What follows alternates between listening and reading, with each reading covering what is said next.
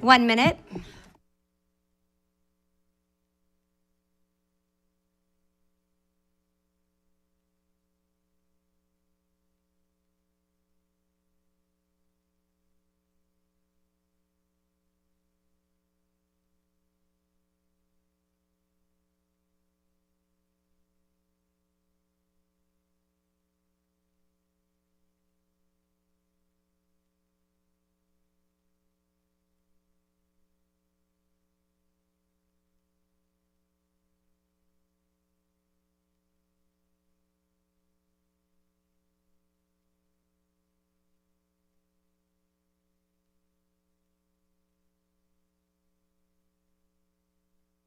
Okay.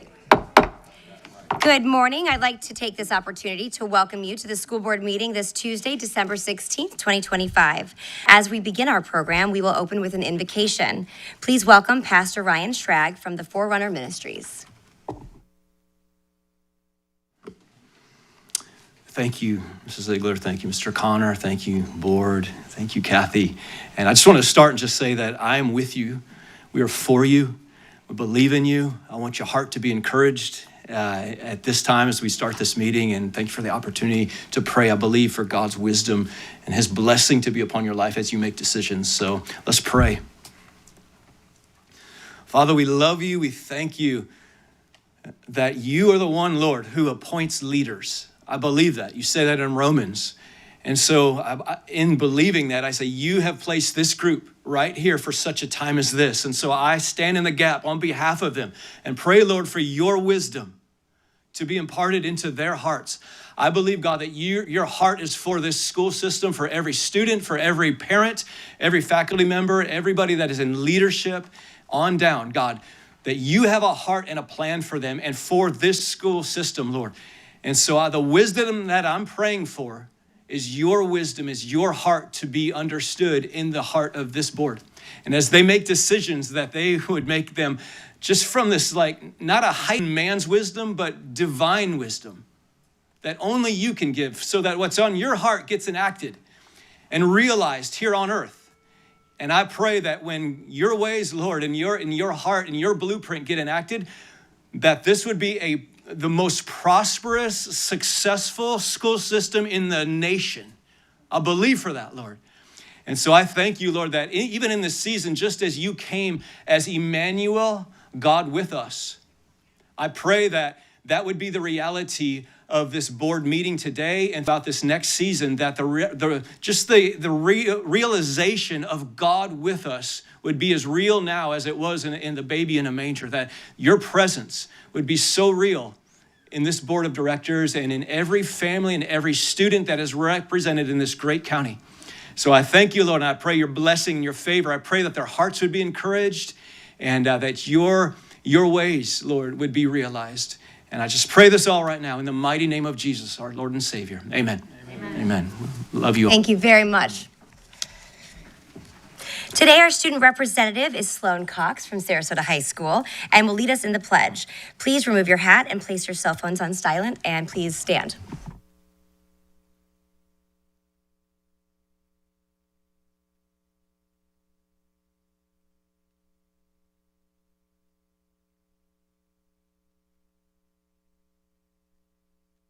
Under God, indivisible, with liberty and justice for all.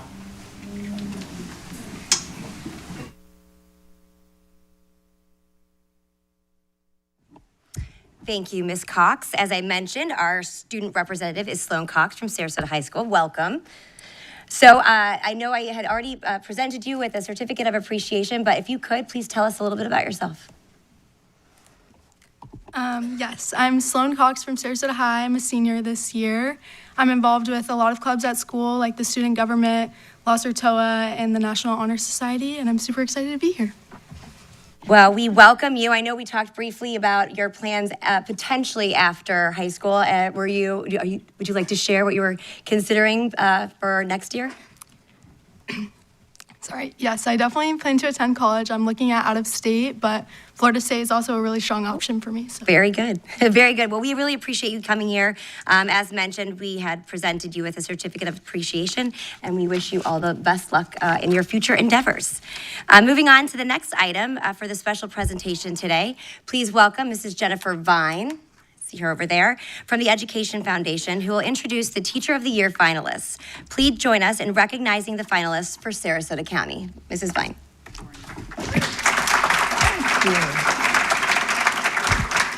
Madam Chair, school board members, superintendent, it's a pleasure to be here on behalf of the Education Foundation, where we have the honor every year to partner with you all to recognize amazing teachers. You all were with us when we showed up at the schools and surprised the finalists, and you were with us again last week when we had our Ignite Education Teacher of the Year celebration. So it's my privilege and honor to recognize this year's finalists and the District Teacher of the Year. First, I'd like to introduce to you all is Becky Hoffman. She's the Elementary School Teacher of the Year from Pineview, and she really stood out to us because she recognized that in strong teacher collaboration, you will have better student outcomes. So, ladies and gentlemen, Becky Hoffman. Good morning. I am so honored to be here as the Elementary Teacher of the Year, and it's been an incredible privilege. It truly means more than I can really put into words. The biggest impact that this has had on me is in the school community.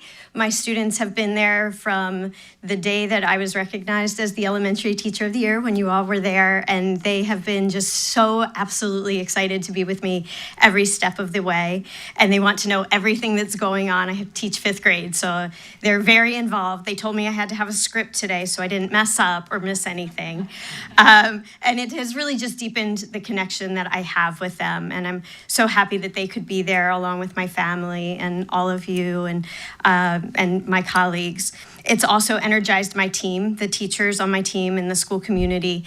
It has been such a positive thing with this recognition, and I feel that we have a renewed sense of purpose on my team and in my school. And I've jokingly been elevated at my school to celebrity status. I even get serenaded sometimes when I'm walking across the quad, and students who I have never taught are like, "Hi, Mrs. Hoffman." So it's made me feel very, very extremely special. And teaching is hard work. There's a lot that comes with it. There's a lot of noise, but this has reminded me to focus on that positivity and that we are truly being energized by this experience.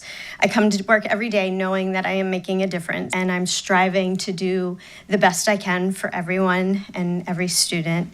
And to be recognized by this community for doing what is in my heart just means so much. I've never felt more valued.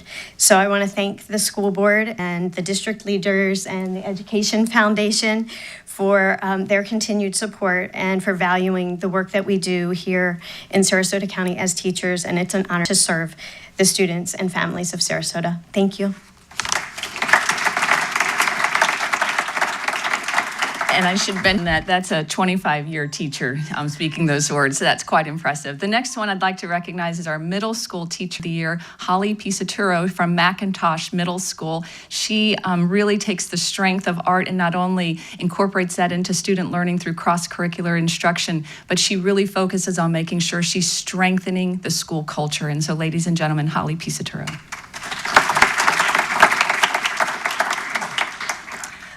Good morning. My parents moved here in 1991, and from Ohio. My father started working for Sarasota County Schools as a custodian. Well, after a couple of decades, my dad wasn't as strong and as capable as he once had been. But the school he worked for, they found the way. They found the way to have him be productive. And they enabled him to retire when he was financially able to and with dignity. Over the course of time, I've had 4 children graduate from Sarasota County Schools. The 2 girls, they were easy to get graduated. The boys, they were not. And, there were people, there were teams, there were individuals who helped along the way, who helped us as parents to get them across that stage. And they are all doing fine. And then it comes to me. I'm just walking along in my dream job, just having the time of my life. And this honor, this tremendous honor just rolls in. And coming from this organization that has literally been a pillar and a sustainer of my family for 3 generations, it is above anything that I could have ever asked or imagined, and it's priceless to me. It's absolutely priceless to me. And so I want to thank you. Not only, I swore I was not going to do this. I swore. But I really do want to thank you, not only for this honor, but for all of this. Thank you.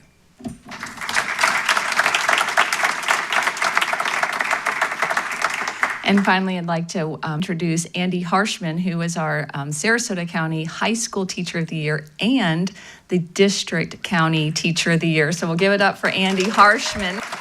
Sloan, I'm so glad you are here because he's representing Sarasota High School. He is the champion not only of the Sarasota County School product himself, but he took over the MASS program from his father, who led that program for 34 years. Did I get that right, Andy? Well, okay, not so much. Okay, he'll correct me on that. For a long time. How about that? For a long time. But he is just an amazing teacher, and he also is the Sarasota High School drumline coordinator and is the chair of the science department. So ladies and gentlemen, Andy Harshman.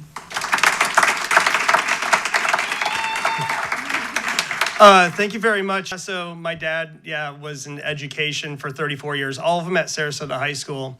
In 1995, there was some stuff going around about science research and getting more, it was like the beginning of STEM without it being called STEM yet. And so they brought in science research to the high school and Sarasota High School in 1995. And he led that until he retired in 2003. I was one of the first graduates of the MASS program, and I was not going to go into education. So I went to college for chemical engineering and ended up, through a series of events, getting back to Sarasota High School because really it was the place that I felt was home. My dad had retired, and the MASS program was teetering a little bit, and so we were able to strategically build that back up. I feel like I have, again, like Holly said, I have my dream job. I get to go to work and work with brilliant kids and do really fun stuff. Right now, we're in the middle of doing some great stuff. We have a lab. The lab is not your typical high school lab. We do all kinds of advanced work there. I got students right now growing bacteria in the lab to feed tiny microscopic worms that we're trying to actually treat for cancer. So there's really cool things that are happening that you wouldn't typically think would happen in a high school. We get to do there. And those kids, they do amazing things, and it's pretty much self-directed, and they make me look good. I know what kind of work goes into, and I've seen it with my own children, into elementary and middle school education. And these 2 ladies are incredible at what they do. And I'm just so proud to be honored amongst them. As a product of Sarasota County Schools, I know how influential my teachers were to me. Even though I didn't set out to be a teacher, that's what brought me back, and that's what made me a teacher. And all those, my favorite quote by Isaac Newton is, "If I've seen further, it's because I stood on the shoulders of giants." And that's what I truly feel, is that those people laid the foundation, and I'm just building off of what they did. And so anything that I've done, any awards or whatever comes out, it's really all about them, and it's about my students. And I'm just incredibly honored and humbled. And I want to thank all of you guys on the school board for supporting teachers and continue to be one of the best districts, if not the best, in Florida. So thank you.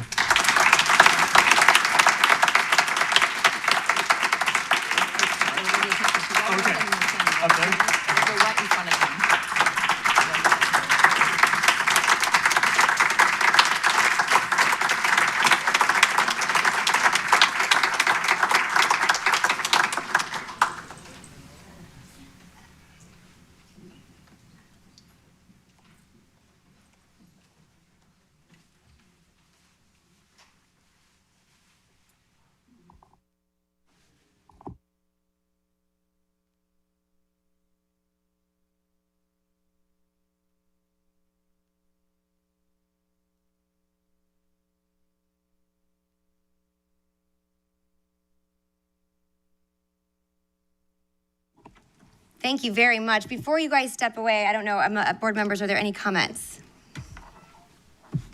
Mrs. Barker. Thank you, Chair. Gosh, you guys, when you talk about standing on the shoulders of giants, we stand on your shoulders. You make us look good. You are our schools, all of you. And every day I wake up grateful that not only do my children get to experience the love and expertise that you put into your work, I have the immense honor of being an advocate for you all and showing the world what it is you do. So thank you from the bottom of my heart. I don't have the words to adequately express how I feel about you and all of the teachers here in Sarasota. So thank you so, so much. Thank you, absolutely. Mrs. Marinelli. Thank you, Madam Chair. Congratulations. It's such an honor to have you here and represent Sarasota County. I feel like you do. This is the absolute best district, I think, in the country. And you represent it. And it's just an honor. And Andy, to see you all like grown up.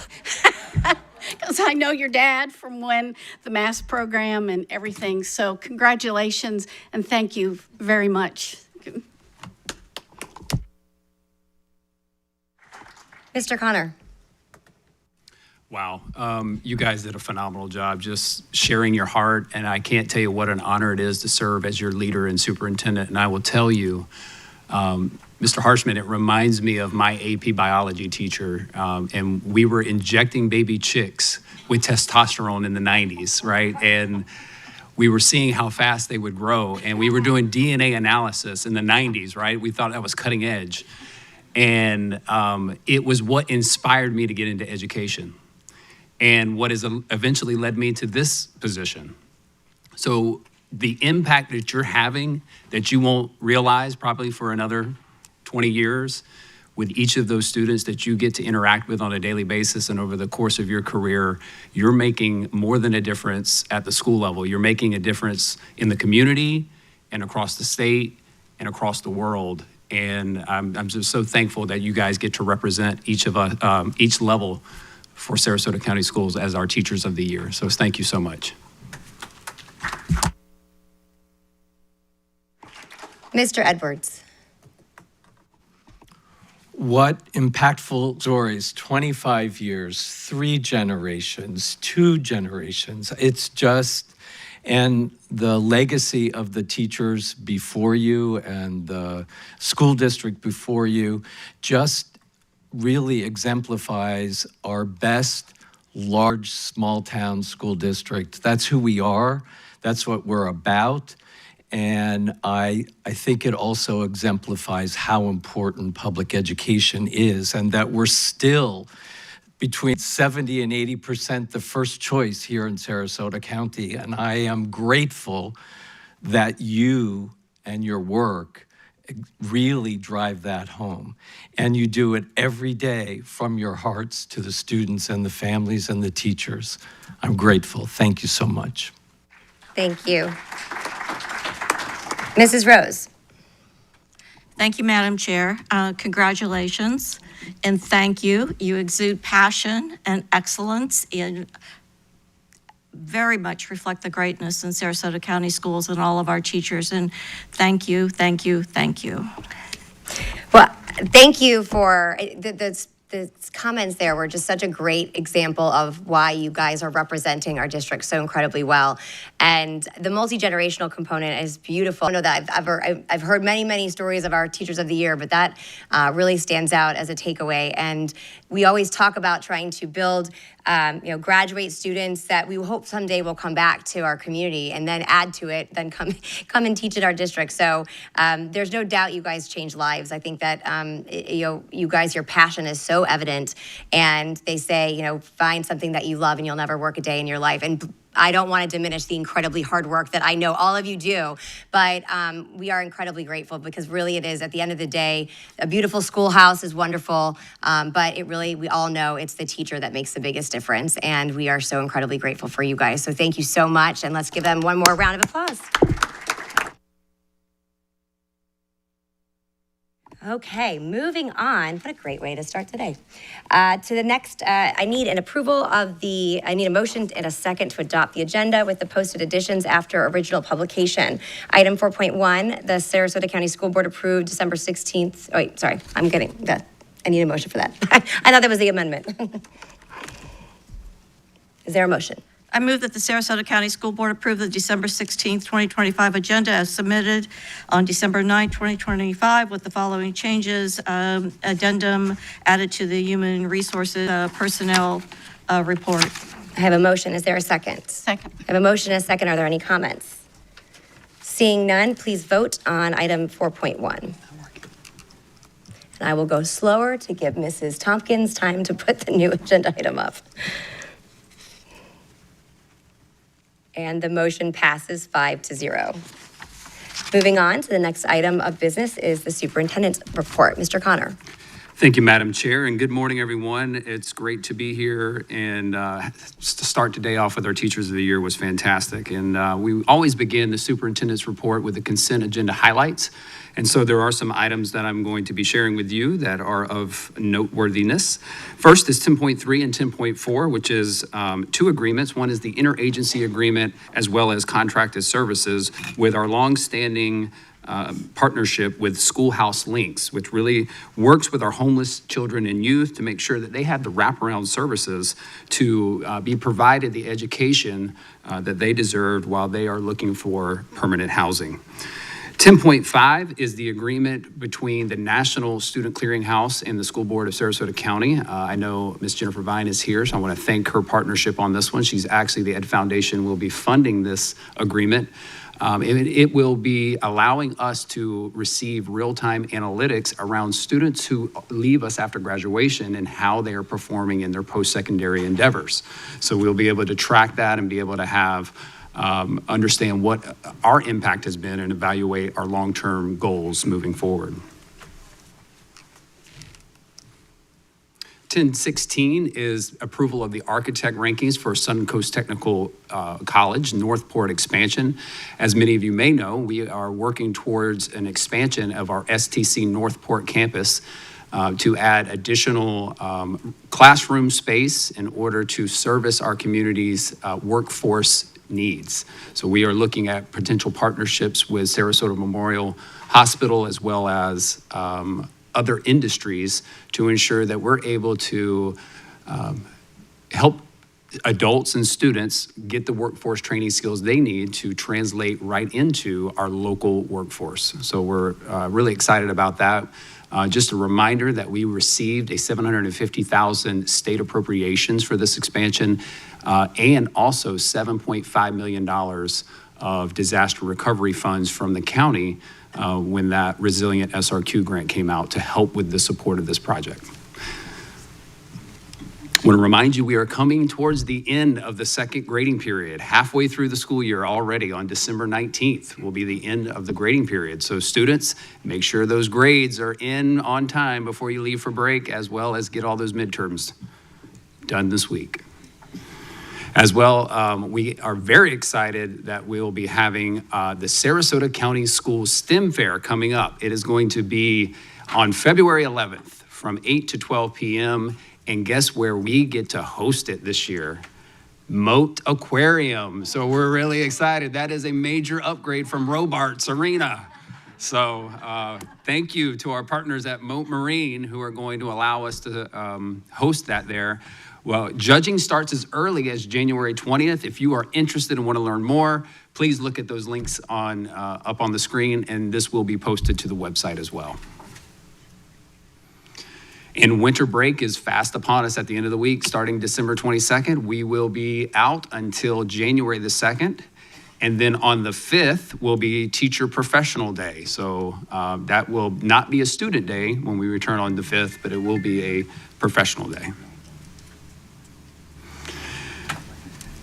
I want to to remind you about a program that we are currently implementing. It's called our SCS Cares program, and it's an opportunity for anyone across the community, whether you're a parent, staff member, community member, to recognize an employee for going above and beyond to help others and show that they care. We've been doing this now for a few years, and our most recent honorees, we have created a short video that we would like to highlight them and honor the work that they've done over the past year. Each day, across Sarasota County schools, employees go above and beyond, not just in what they do, but in how they care. I would like to extend my sincere thanks and appreciation to Jody Smith for going above and beyond to ensure that a student received replacement hearing aids after his went missing. Ms. Hamill noticed a child in one of the centers was choking. She reacted quickly to provide the Heimlich maneuver to dislodge the candy and most definitely prevented a tragic event. I wholeheartedly recommend SRO James Brusso for the SCS Care Recognition Award. His dedication, compassion, and proactive leadership make a lasting difference for the Triad students and for our families every single day. The SCS Cares program is our way of recognizing employees who create positive culture, support excellence in academics, build engaging relationships, and provide enriching experiences for all students, because Sarasota County Schools truly cares. The SCS Cares program is an opportunity for parents, staff, and community members to recognize any SCS employee for going above and beyond to show others they care. And today, we're here to celebrate you, Mr. Martinez, because that's exactly what you did. I just knew that an SCS Cares would make not only the employees of our school and our county aware of it, but also the parents to know that these are the kind of people that Sarasota County hires. These are the kind of people that work here. Really, really good people. These stories reflect our shared commitment to every student, every day. I was really honestly humbled and touched that Emily did an SCS Cares for what I did, because for me, I just felt like I was just doing my job. That's our job, is to support students. If you know someone who goes above and beyond to help others and show they care, share their story. Nominate an employee for the SCS Cares Award and help us continue celebrating the people who make Sarasota County Schools a place where caring comes first. So it's been a wonderful time being able to recognize just the everyday heroes. And I want to recognize our Director of Communications, Mr. Craig Maniglia, who has really led this effort and done a wonderful job in making sure that we stay consistent in this process, and his team has done some great work around this. So thank you and our communications teams for making this happen. And that is the superintendent's report. Thank you. Thank you very much. And I want to echo those sentiments about the communications department. And I was just thinking the same thing. I'm so glad we were able to do something like that, because many of our staff works tirelessly every day. So it's wonderful to take the opportunity to recognize them and know that we are incredibly grateful and that people see the great deeds that they're doing every single day. Moving on to the next item is a special hearing. Mr. Connor, are you going to present? Yes, ma'am. So at this time, we're going to do our public hearing comment for the recommended instructional materials for 9th through 12th grade financial literacy and money management.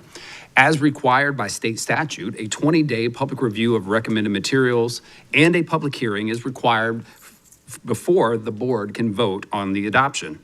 For public review, it requires that the district provide digital access to the recommended materials via the district website. The public hearing today is to provide the opportunity for community members to share comments about the materials with the board. The board will not take any action at this time, but will be asked to vote at the next regularly scheduled board meeting in January. At this time, Madam Chair, you may call for public comments. Thank you, Mr. Superintendent. We have three speakers, and I have, forgive me if I don't pronounce your name correctly, but I have Sam, I cannot read that handwriting, Ringans, and Deb Hayes, and Bill Neese. Each speaker will have 3 minutes. A timer will signal when 1 minute remains. Please conclude your comments when the timer ends. You may come up.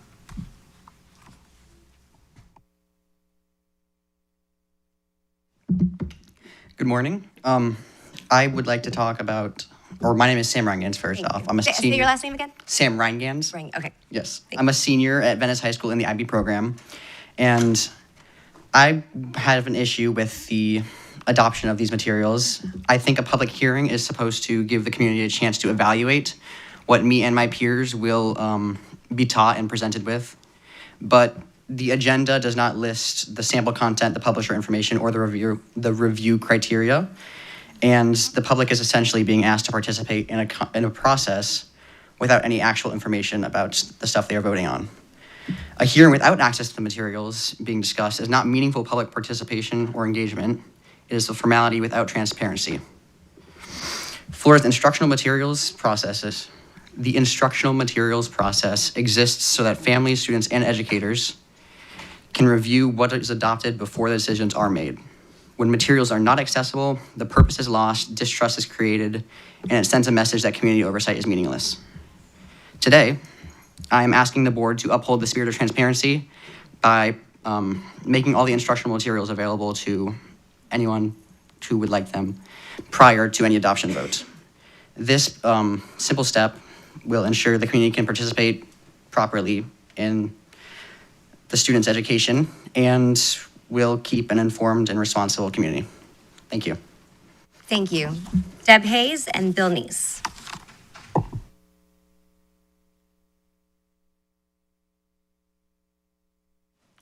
Thank you. My name is Deb Hayes. I'm also concerned about the lack of transparency on these materials. I was very interested in looking at them and don't know the process. I did not know that there was something that we should go to in terms of another website. The agenda item indicates there's an attachment which is not there. So I think in other years, probably this would not be a real big concern. But for many of us, as we watch what Florida Department of Education is doing with curriculum and some of the things that are appearing in instructional standards, we're very, very concerned about indoctrination of students in a way that is not something that is transparent. For example, the new standards on teaching communism go on for ramble about 29 pages and even seem to affirm pro-McCarthyism, which hurt many, many, many people. So those kinds of things, even with a seemingly benign curriculum such as financial literacy, makes the investigation of instructional materials even more important. So I would encourage a little bit more transparency on this. Thank you very much. Thank you very much. Next speaker is Bill Neese.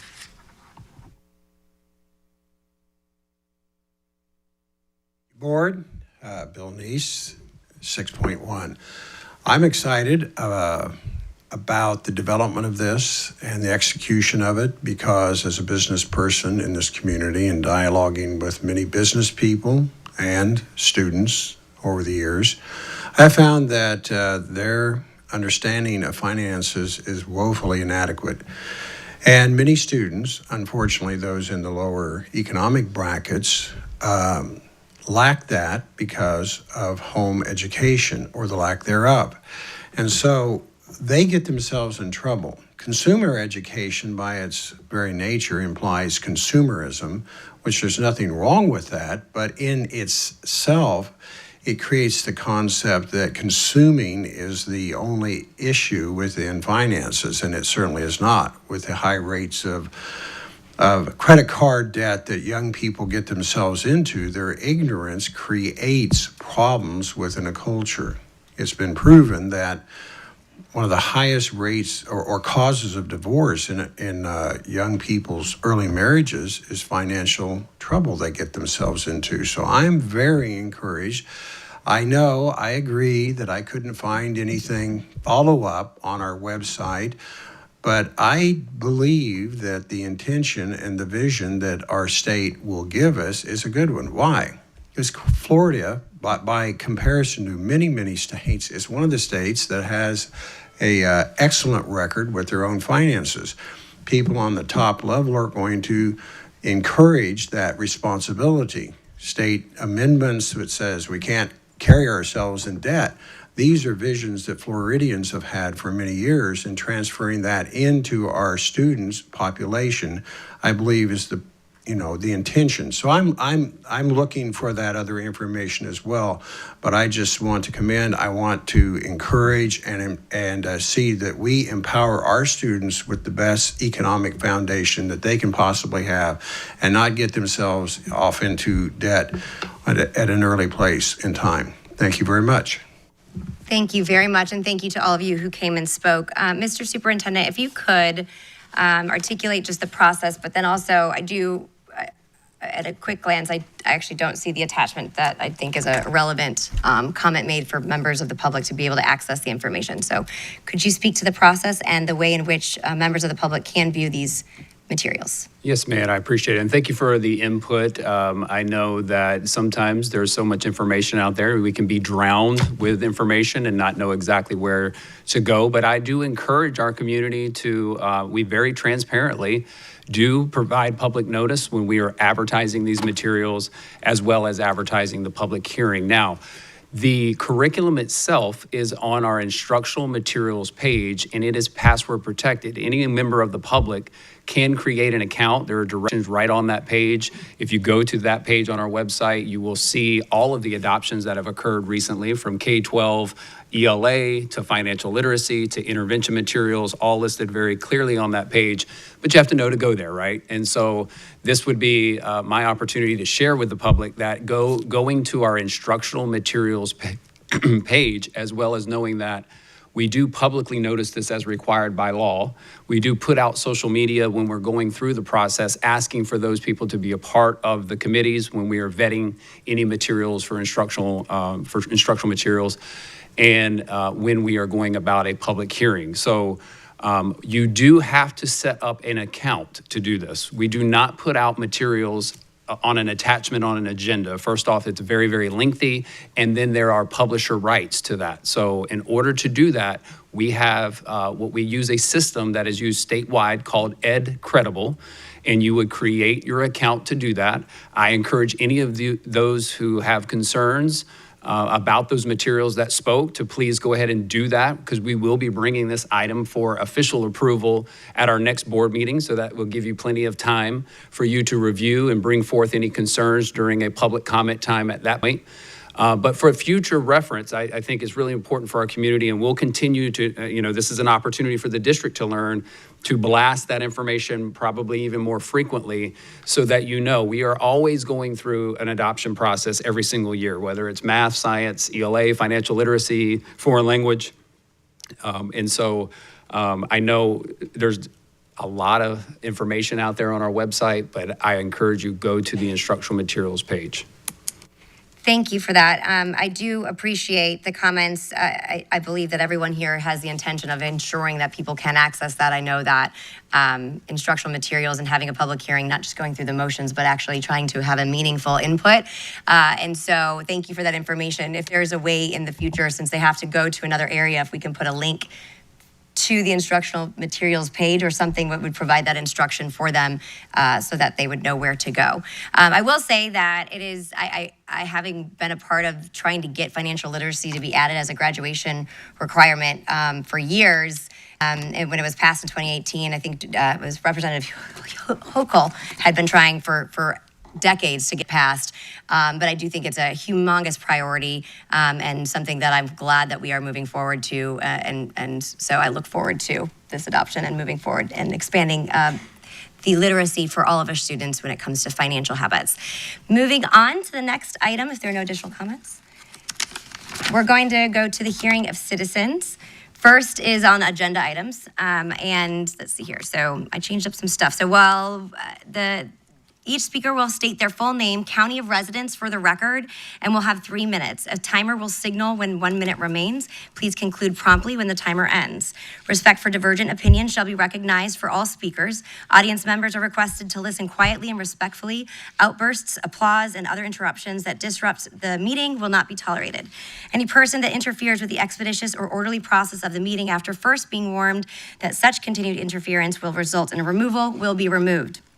There are speakers in the room behind me that will allow board members to hear public comments when stepping away from the dais. When your name is called, please approach the podium. If you choose to pass, you will forfeit your time to address the board. As a reminder, a recording cannot be played during your 3 minutes of public comment. We appreciate your cooperation. Now let's begin with our first speakers.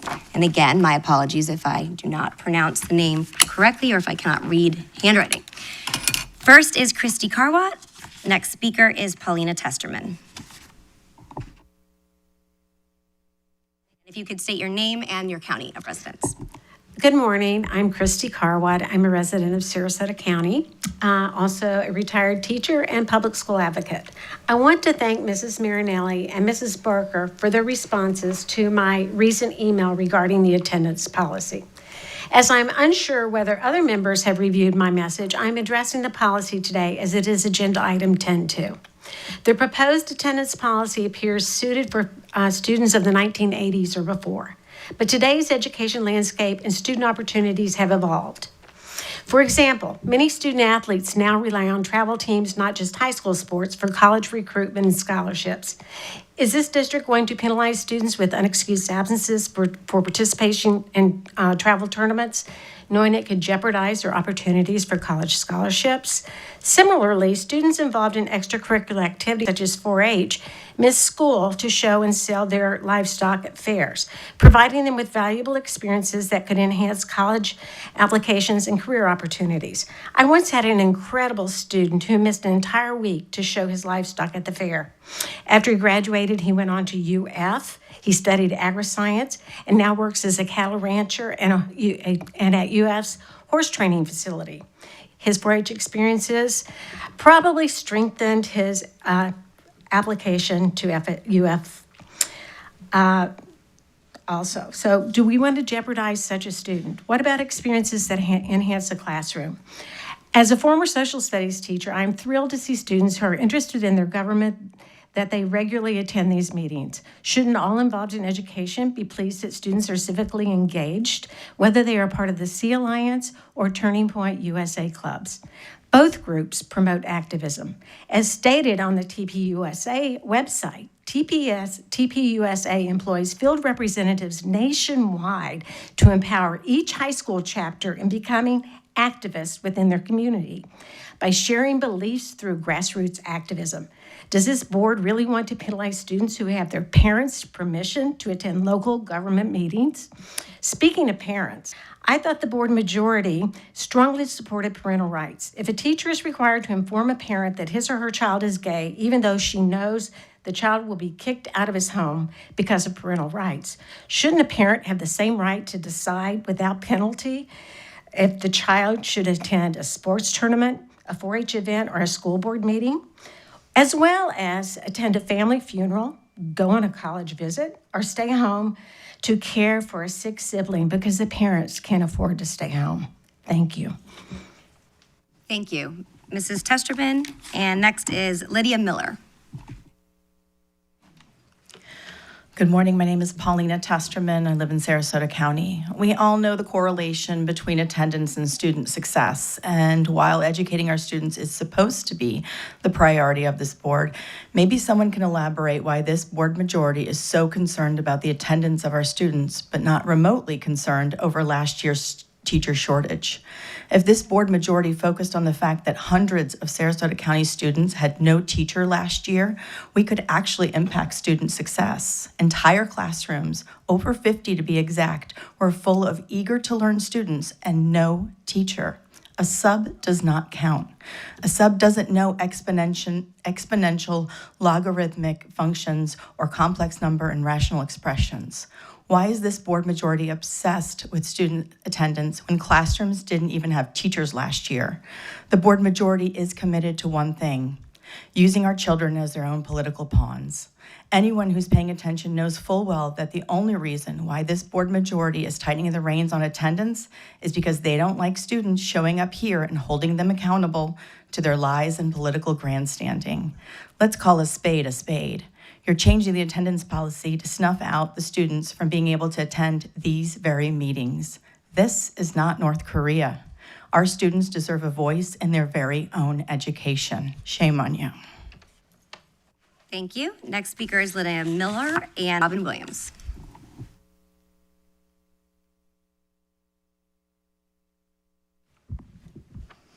Good morning. Thank you for having a focus here on high attendance for our public school students. A good attendance outcome is a unifying standard to achieve, and most of us value attendance, whether for work, appointments, meetings, or social engagements. Attendance lessons are encouraged and appreciated early on when we enter public schools. When we're instilled with this value, it often carries us through life. We elect school board members to oversee that students are equipped with resources needed to attain the best public education, and that involves clear, well-communicated, transparent guidance when it comes to setting schedules, whether for bus schedules or classes or school events, etc. Students recognize that the decisions that you make directly affect their everyday lives. And many have valuable insight to share, particularly when it comes to communication. We can all learn from their insight. And I appreciate listening to those who speak here before this board. This level of participation exemplifies their courage and determination to break down communication barriers. Their public educational careers are shaped by decisions and abilities to rationally respond. Since public school students are the reason that you're here, consider supporting their civic exercise as they address you in these meetings. It doesn't make sense to me that you'd risk blemishing their school attendance record by making it complicated for them to attend these meetings. Given the importance of student attendance and your responsibility for public education, my thought is that students need to be excused from missed classes to attend school board meetings without repercussions as long as they follow their curricula. Give them credit for civic activity. My primary thought, however, is that you go back to holding meetings twice a month with one meeting after school hours. In addition, students are being further challenged as you implement a new strict absentee excuse process. Currently, parents are given 5 days after a student absence to provide excuse. This is changing to 3 days. Please have the courtesy to let parents know this before going forward with this restrictive policy. The decisions of the school board have been counterintuitive to supporting students, families, communities who highly value public education. I understand that holding 2 meetings a month takes more work, but you are elected and employed to provide this public service. And since your election, you have reduced meetings from twice a month to once a month. It's also difficult to find meeting agendas prior to your meetings. Please do a better public education, support public education for all of us in the communities. And let's make public education public again. Thank you. Robin Williams and Stanislav Kostromin. Robin Taub Williams from Sarasota.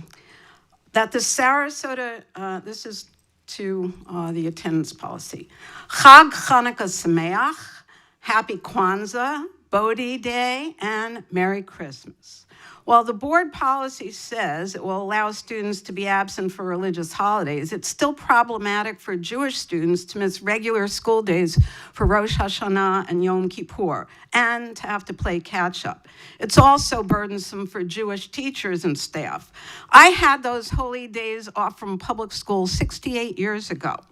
I taught in school districts that always had those holy days off for 35 years that I taught there. You would never consider scheduling school on Christmas and Easter. It's long past overdue that this district, with its significant Jewish population, did better.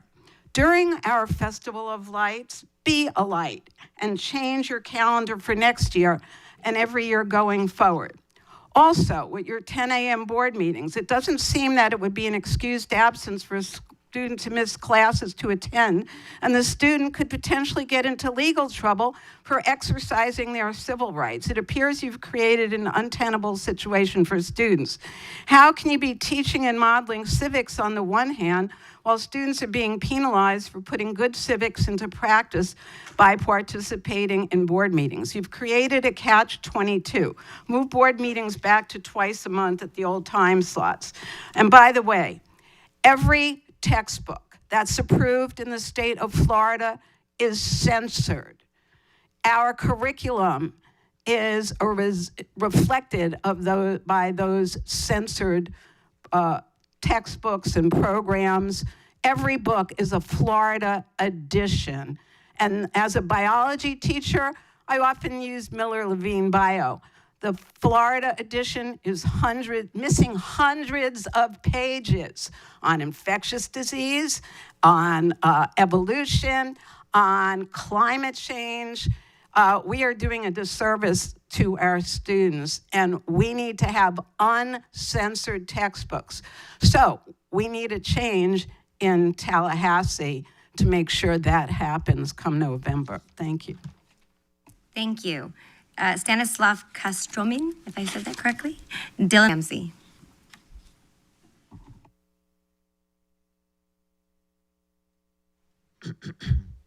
Hello, Chair and board members. My name is Stan Kostromin, and I'm a taxpayer from Sarasota County.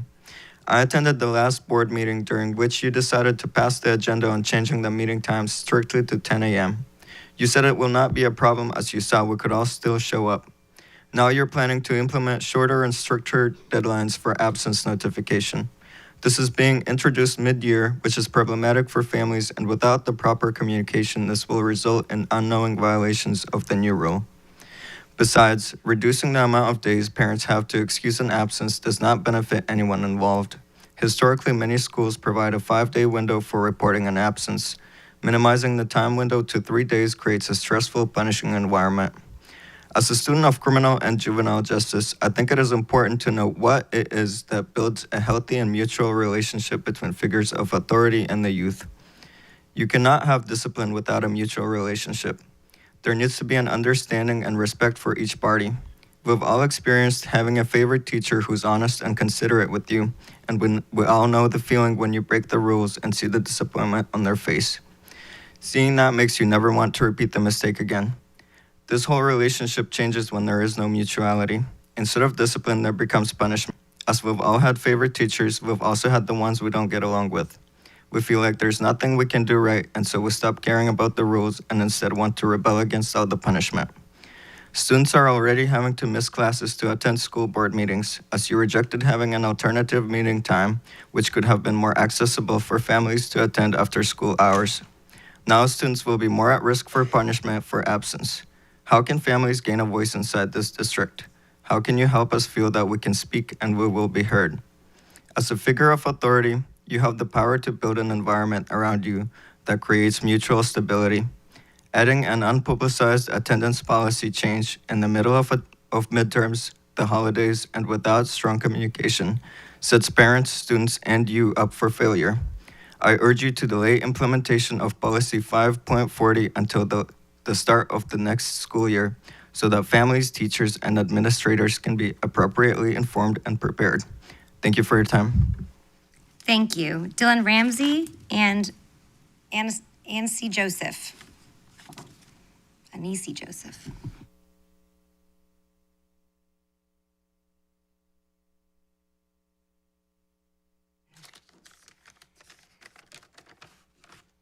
Good morning, school board and Superintendent Connor. My name is Dylan Ramsey. I am from Sarasota County. Thank you for this opportunity to speak. I'm the proud father of one current public school student and another future public school student once she turns 5 years old. I myself proudly attended and was raised in the Sarasota County public school system. I'm speaking today to discuss Agenda Item 10.2, the revising of School Board Policy 5.4, student attendance. I read through the revised policy, and I see that there's some changes here and there from what I can tell are meant to prevent more unexcused absences and just overall improve school attendance, which I understand gives our schools greater funding, which, we can all agree is a good thing, and it's what we all want, right? But I'm not really convinced a few small changes to the verbiage in the policy or new tight time restrictions on having an absence excuse will make much of an impact. To improve attendance, we have to tackle the reasons why students do not come to school. One of the biggest reasons why students don't come to school is because of mental health issues. Many of these students would like it more than anything to be able to walk into school each day with ease, to go about their school day like normal, but they can't because the pain resulting from poor mental health becomes so bad, it literally becomes crippling. I know, I've been there, and it's terrible. Our school system can't do everything to prevent the issues of poor mental health for our students, but something they can do is provide the chance for a student to be heard and to be seen.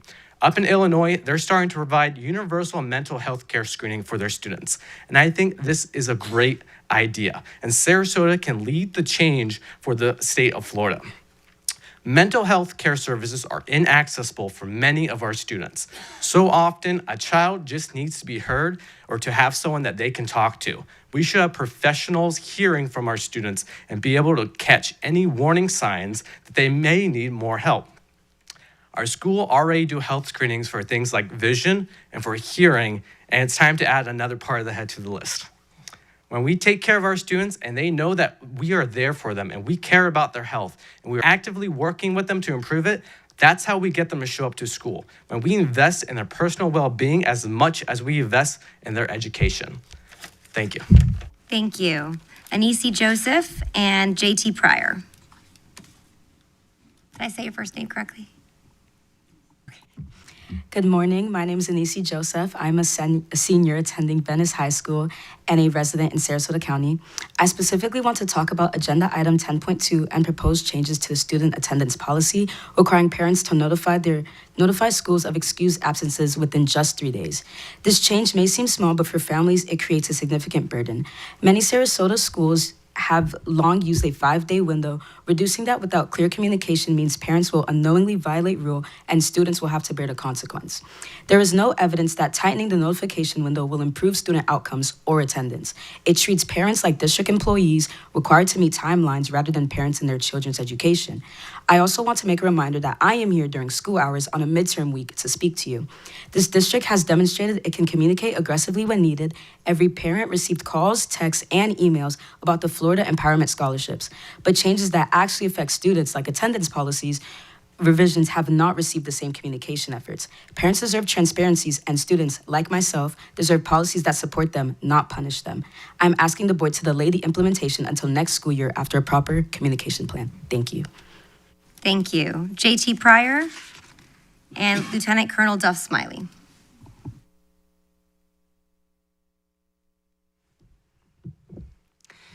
Good morning, board members. I'm JT Pryor, progressive Christian pastor serving Sarasota, and I also serve many of our fine educators and parents in this district. I'm speaking today on agenda item 1020 on advertising the updated attendance policy. And normally I wouldn't think too much of an attendance policy. Obviously, kids need to be in school, and obviously we can trust our school board members to create the right policy.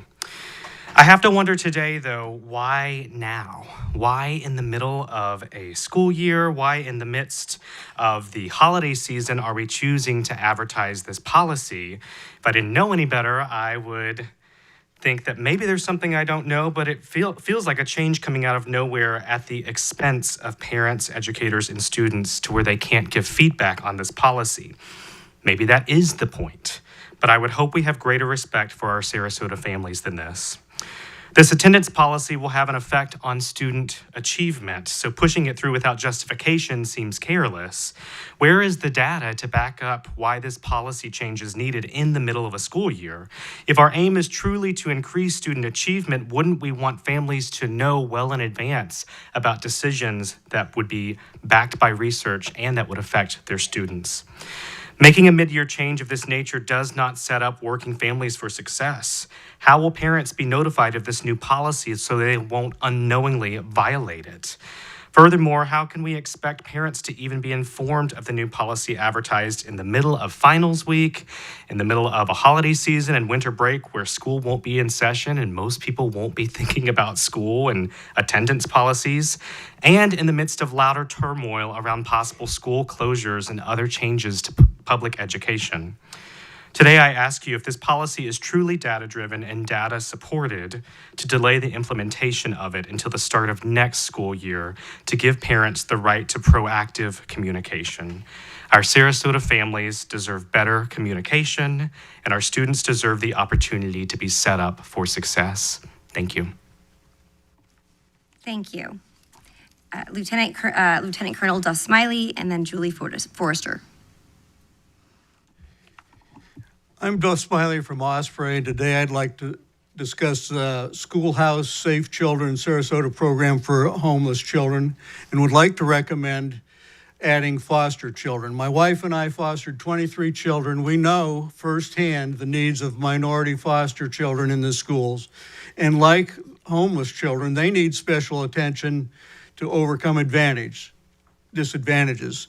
Most of my foster children required help in academics because of trauma and neglect by former parents and shuffling between schools. My experience was in Michigan, but the needs are the same here. As an example, one middle school foster child who identified as gay required extra attention from his teacher, the school, the administration, and school counselor.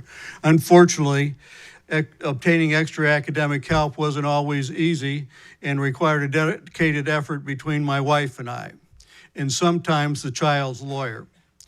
We worked with the school not only on education needs, but to ensure certain safety protocols were in place because our child was in middle school, which can be uncomfortable for any child, especially those perceived as different.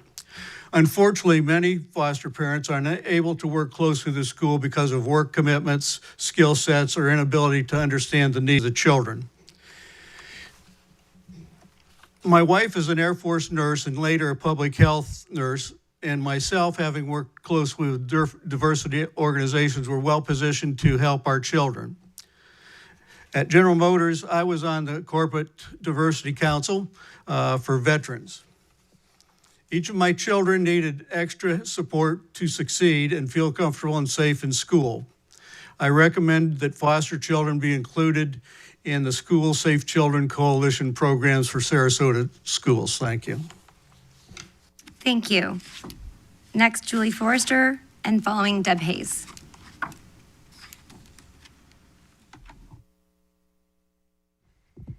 Good morning, board members. I'm Julie Forrester, proud parent of Sarasota County Public School students.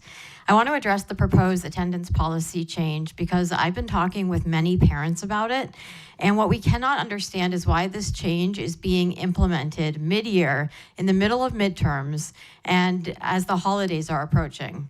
This policy will not improve student outcomes.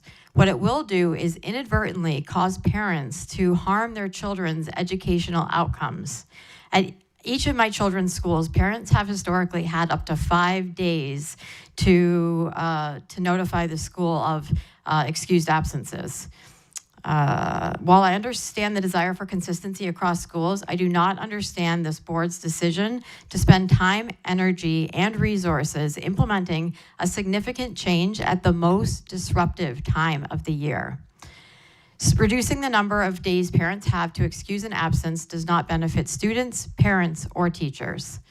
Instead, it treats parents as adversaries by imposing stricter deadlines and punishing students for paperwork issues rather than attendance habits.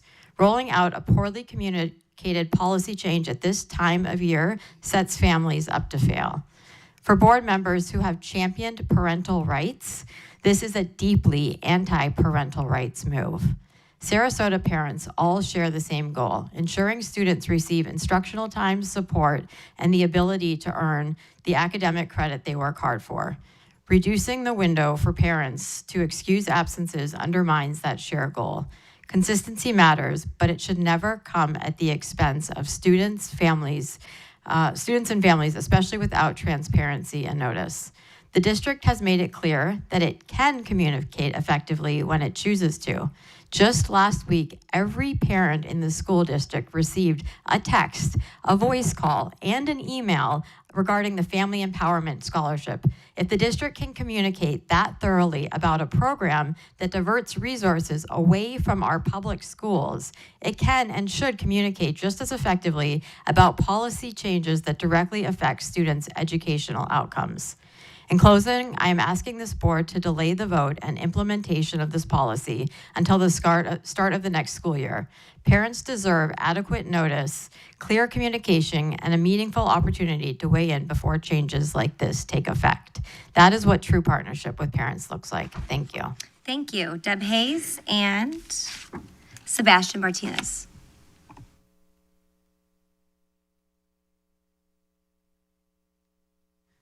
Good morning. I'm Deb Hayes, Sarasota County resident. I too am concerned about the attendance policy, but I'm not here to speak about that today. I'm here to address briefly agenda items 10.1, 10.3, and 10.4. 10.1 is a contract with an outside agency for nearly $60,000 to look at certain aspects of the district's strategic plan. I believe the district has highly skilled staff that can aptly provide that service. So I guess I question, why is it necessary to devote almost the equivalency of a teacher salary to this organization? The community needs to understand that is this going to be an ongoing service that this organization is going to provide, or specifically what it is going to do at this particular time. I would agree with the superintendent related to school board agenda items 10.3 and 10.4. Schoolhouse Link has been an extraordinary partner with the district for many, many years in serving our unhoused students' needs, which have allowed them to be successful in continuing to go to school when they don't have permanent housing. One contract, and it's actually from Title I funds, is for $75,000. The other contract commits no funding, and it was traditionally funded with Title IX funds. Previous years' funding amounts, and I did not go back to lots of history with the fundings, but we had significantly more funding going to support these needs.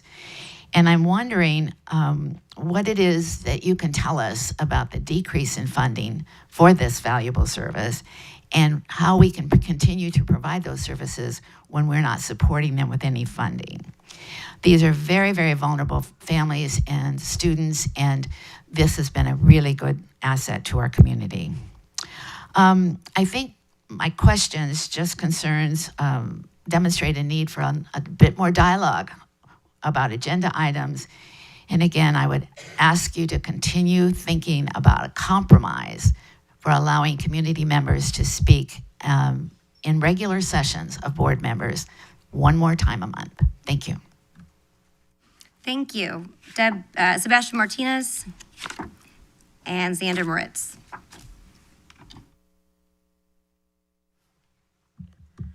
Good morning, ladies and gentlemen of the board. My name is Sebastian Martinez, and today I'm speaking on agenda item 10.2, the new attendance policy put forward by this board. This agenda item does nothing to improve the academic experience. It does nothing to improve the quality of education for our students, and is in direct contradiction to the resolution this board passed to celebrate this nation's semi-quincentennial.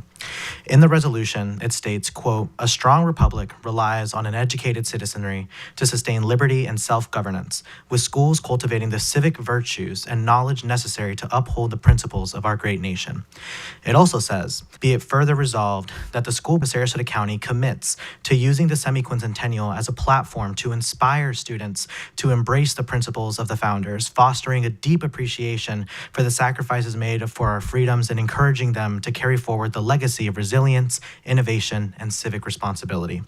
And I'm unsure when the last time y'all sat through a civics course was, but just as a reminder, civic responsibility means being an active, engaged member of your community and society, fulfilling duties like obeying laws, paying taxes, and jury service, while also taking volunteering actions like voting, staying informed, volunteering, and respecting diverse opinions to promote the common good and strengthen democracy. It's about contributing positively to public life and fostering an inclusive environment for all citizens. But the unfortunate truth is that this board majority doesn't actually believe in the founding principles of our country. They don't believe in students, teachers, or working parents' First Amendment rights or access to government. But what was arguably the most disappointing of all is that this board passed a resolution that wasn't even its own original work. To be clear, I'm all for celebrating the semi-quincentennial. My birthday is on July 2nd, which is the day the Continental Congress actually voted for independence. And when I grew up, the 4th of July was one of my favorite holidays. But what I don't support is plagiarizing work and passing it off as your own.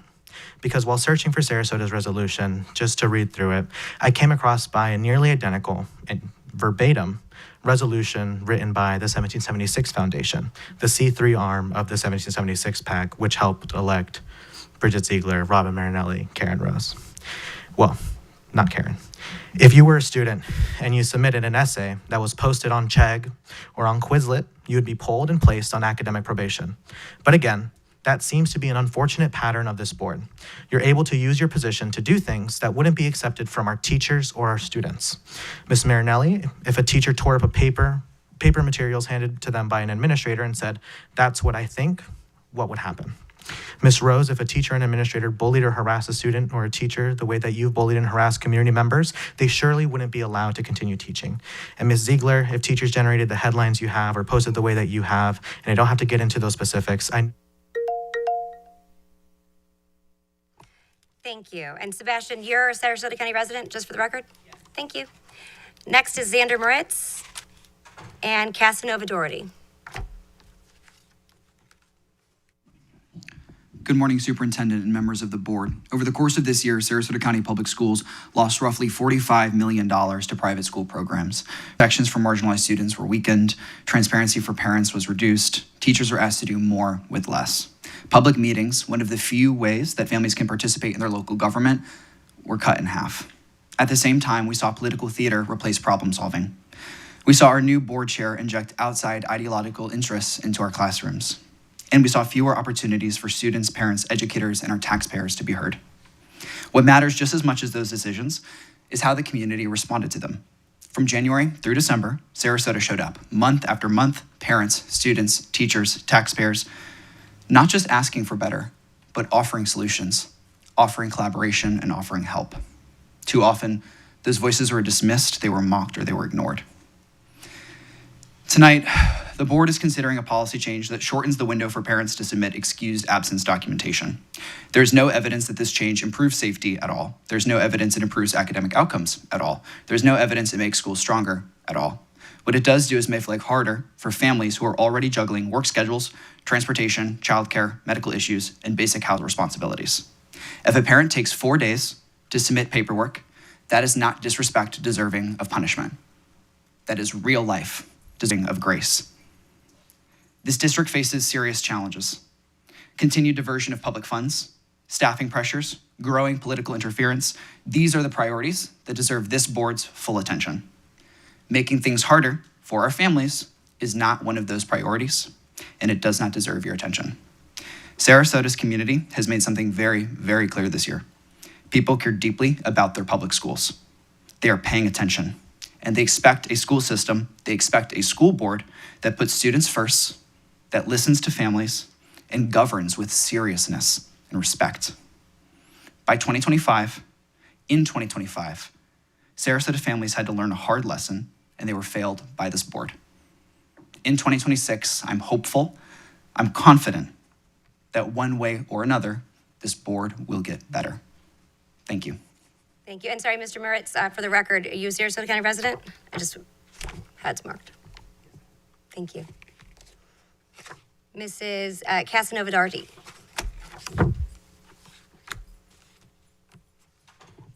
Good morning, board, and that's Mr. Good morning. That was not directed to you, sorry. It's all right. Good morning, board. I'm Cass Doherty, Sarasota County resident and recent graduate of Sarasota County Schools. I'm here with some concern about item 10.3, the contract with Schoolhouse Link. During my time in Sarasota schools, a good few of my friends dealt with housing insecurity. Some of it I knew about. Sometimes they'd ask me to go with them to collect some free cold meals of cereal, milk, and other packaged preserved food from the guidance counselor because they were embarrassed to go alone. Sometimes they'd ask me to spot them a little bit of money. Sometimes they wouldn't show up to school for months at a time. That was just the stuff I knew about at the time, but looking back with more knowledge of the world, I realized I had friends without a permanent place to live going back to middle school. I had quite honestly no concept of it at the time, but now, knowing how much it takes to assist those students, especially with the rising number of unhoused and unaccompanied youth in the county, I'm concerned that this year's budget for that support seems significantly lower than in prior years. I'm concerned that $75K might not be enough to meet the needs of our rapidly growing population of housing insecure students. I know from witnessing the experiences of my friends how necessary this program is. Wraparound support improves attendance, graduation, and emotional and behavioral stability. That kind of support is beyond necessary. I'd I'd like to ask for the district to provide a multi-year snapshot so we can understand if this reduction represents a cut, whether to ease concerns or move accordingly. These students are our most vulnerable. They're oftentimes left behind in more systematic ways than I can count. They need the most from us in compassion and in support. It's important that we don't leave them behind too. Thank you. Thank you. That concludes the public comments on agenda items. So we'll move to the next item. Can I have is there a motion to approve the minutes? I move to approve the minutes, November 18th, 2025. A motion, is there a second? Second. A motion and a second to approve the minutes. Are there any comments? Seeing none, board members, please vote on item 8.1.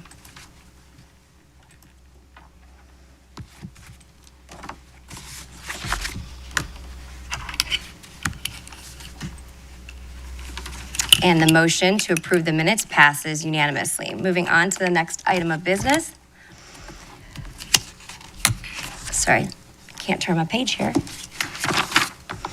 Item 9.1, is there a motion? I move to approve the consent agenda. I have a motion, is there a second? Second. I have a motion and a second to approve the consent agenda. Are there any comments? Mr. Edwards?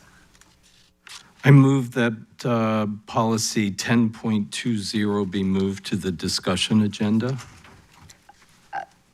We can move that to, I don't think you need a motion. You want to just amend it? Yeah. Without objection technically, because it's been adopted. Without objection, can we move 10.2? 10.20. 20 to new business for discussion. Hearing none, the item's been moved.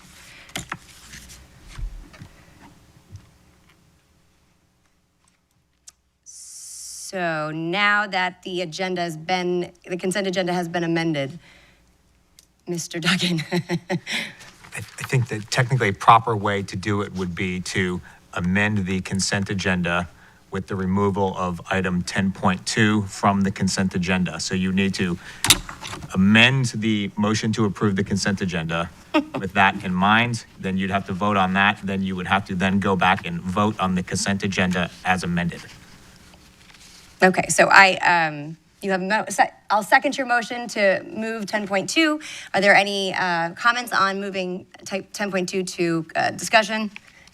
Seeing none, we'll do a voice vote real quickly. Board members, all in favor of moving 10.2, please say aye.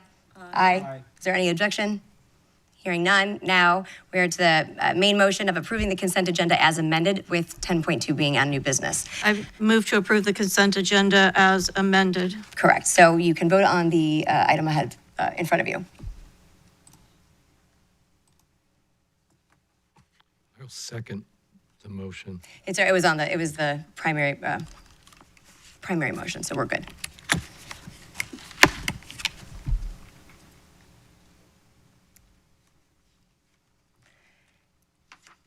Just waiting. And the motion to approve the consent agenda as amended passes unanimously. Moving on to the next item of business. Is there a motion on 11.1? Mr. Connor, if you'd like to present that. Yes, ma'am. So we just brought this to discussion just because of the dollar amount. It's a $3.5 million purchase of school buses each year. We purchase new school buses to replace the aging fleet that we currently have. This year, we're requesting the approval to purchase 14 standard buses as well as 6 of our lift buses for students with disabilities. We have about the same number that we'll be taking out of rotation that are older in operations, and so we ask for your approval of the purchase of these new buses. Thank you. We are on 11.1. Is there a motion? I move for approval of the purchase of new school buses. There's a motion. Is there a second? Second. I have a motion and a second. Are there any comments? Seeing none, please vote on the motion before you.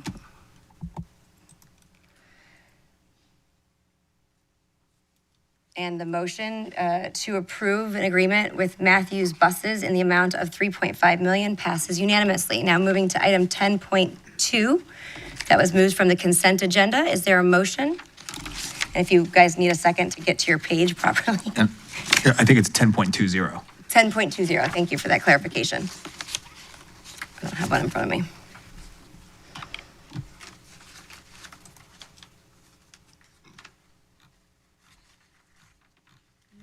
Yeah, I need a motion on 10.20, which is, go ahead. I move for approval to advertise revised school board policy 5.40, student attendance. I have a motion. Is there a second?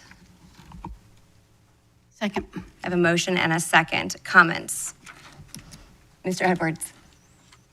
Thank you. I continue to get significant blowback on the moving of the meeting times to 10 a.m. I was unfortunately not able to finish last school board meeting. Today, I had to move a doctor's appointment that was scheduled 6 months in advance, thinking that 10 o'clock was a safe time to schedule a meeting or a doctor's appointment. Lastly, we just got an invite this morning. We lost the Star Leadership team this morning from Boys and Girls Club because they couldn't be here due to midterms. And we just got invited to an amazing conference by the Sarasota Chamber of Commerce next Tuesday, January 20th. It starts at 11:30 a.m. I would like to attend, as its topic is childhood and poverty, specifically as it relates to schools. And we just heard about schoolhouse links and all of these kinds of things. And I look at the attendance policy conversation that I tried very hard to partner with the board and the superintendent in the last meeting to get language for makeup, for excused, unexcused, and it just didn't move in that direction. And therefore, I cannot be supporting this attendance policy. Thank you. Are there any further comments? Mrs. Barker. Thank you, Madam Chair. Yeah, I appreciate Mr. Edwards' comments. I think what I have been very public about, my concern is one of parental rights and the difference between an absence where a parent has made a plan with the school for an activity for their child and the student just sort of willfully skipping class. And I do think that that is an important distinction and one that bears further discussion.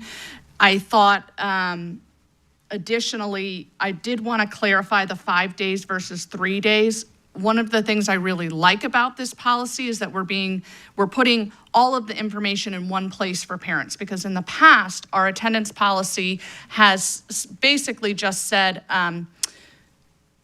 go to the student code of conduct or the family handbook to see what to do. And then the family handbook says you have 3 days to turn in your attendance note. So we're not actually changing the policy from 5 days to 3 days, but the way that schools have implemented it has been inconsistent because all the information has not been in one central location. So I really like the idea of having a clear policy that delineates what parents expect, so they're not trying to, even when I click around the website and try to find how many days do I need, it can be confusing, and I would like to see us have a nice, strong attendance policy that makes it easy for parents. So I appreciate the work that's been done on this, and I think it's valuable, good work. And I think it's also important for the public to know that we are, while I'm not 100% thrilled with this policy, and I'm still thinking about how I want to approach it, I think it is important work that needs to be done for the county. Whether or not we can delay implementation till the beginning of next school year, I'm open to that. But we are in a part of the process right now. We had the workshop on the policy. Today's vote is voting to put the policy out there for feedback. We're not voting to implement the policy today. We're not implementing a policy in the middle of the holidays. That would be a terrible idea. So what we are actually doing is we're following the legal procedure to put a policy out there. So I want to be very clear with the public so you understand that that we are following a required procedure. We are not just implementing a policy tomorrow. Guess what? Now you have 3 days instead of 5. That said, I share the concerns that were raised. And again, I think parental rights is an important part of this conversation that has not been adequately addressed. Thank you. Thank you. Are there any further comments? Seeing none, I have some thoughts. One, I will say that when we had the workshop, it did sound like we were in a posture. I know, Mr. Edwards, you did bring something forward. But going forward, I just want to be very clear. Any policy that there doesn't seem that there's unanimous support, we'll move it to discussion. I thought we were in a better position, but at all times, you can move that. I just want to make sure that that is clear. So, and another piece is, it was asked a number of times why this was coming up. And candidly, and it was a great conversation, I believe, by the board at our prior workshop. Mrs. Barker, I know you brought it up, the attendance piece, and you just articulated very clearly where there was some opportunity for tightening it up, and I'm glad we're able to do that. But I just wanted to clarify for the community that it wasn't some nefarious reason, which I think was maybe inferred, but that is not the case at all. And but I do think some very valid pieces are part of it. Moving, if there are any substantive changes in the middle of a school year when it comes to a attendance policy per se, is something to think about. I don't believe, in my personal view, that there is anything too substantial, as Mrs. Barker just articulated, that the practice versus what's being put down in policy really hasn't adjusted. But in the event that it was a 5-day versus 3-day, I can say that I actually do think it has an academic benefit. And as a parent, I can respect the fact and appreciate the fact of the risk of, oh no, I don't, having to be on top of all of those things when you're trying to juggle a million things. I think all of us understand that is a real challenge. However, I think it also does send the message and strengthen the opportunity for that communication, that partnership with a parent and their school, which is a direct correlation to a positive academic outcome. There's a number of components that showcase that, not specifically about when you alert them to an attendance or an absence, but ongoing communication with a family, a parent, and their school is a direct benefit to the academic impact to students. I think that, as noted, this is being advertised. I want to make sure there's a clear communication plan to any substantive changes. Again, I think they were very minor. I think we had more of a conversation about the potential of changing it, and the civic duty piece came up a lot, and the component about the parental rights versus excused absences.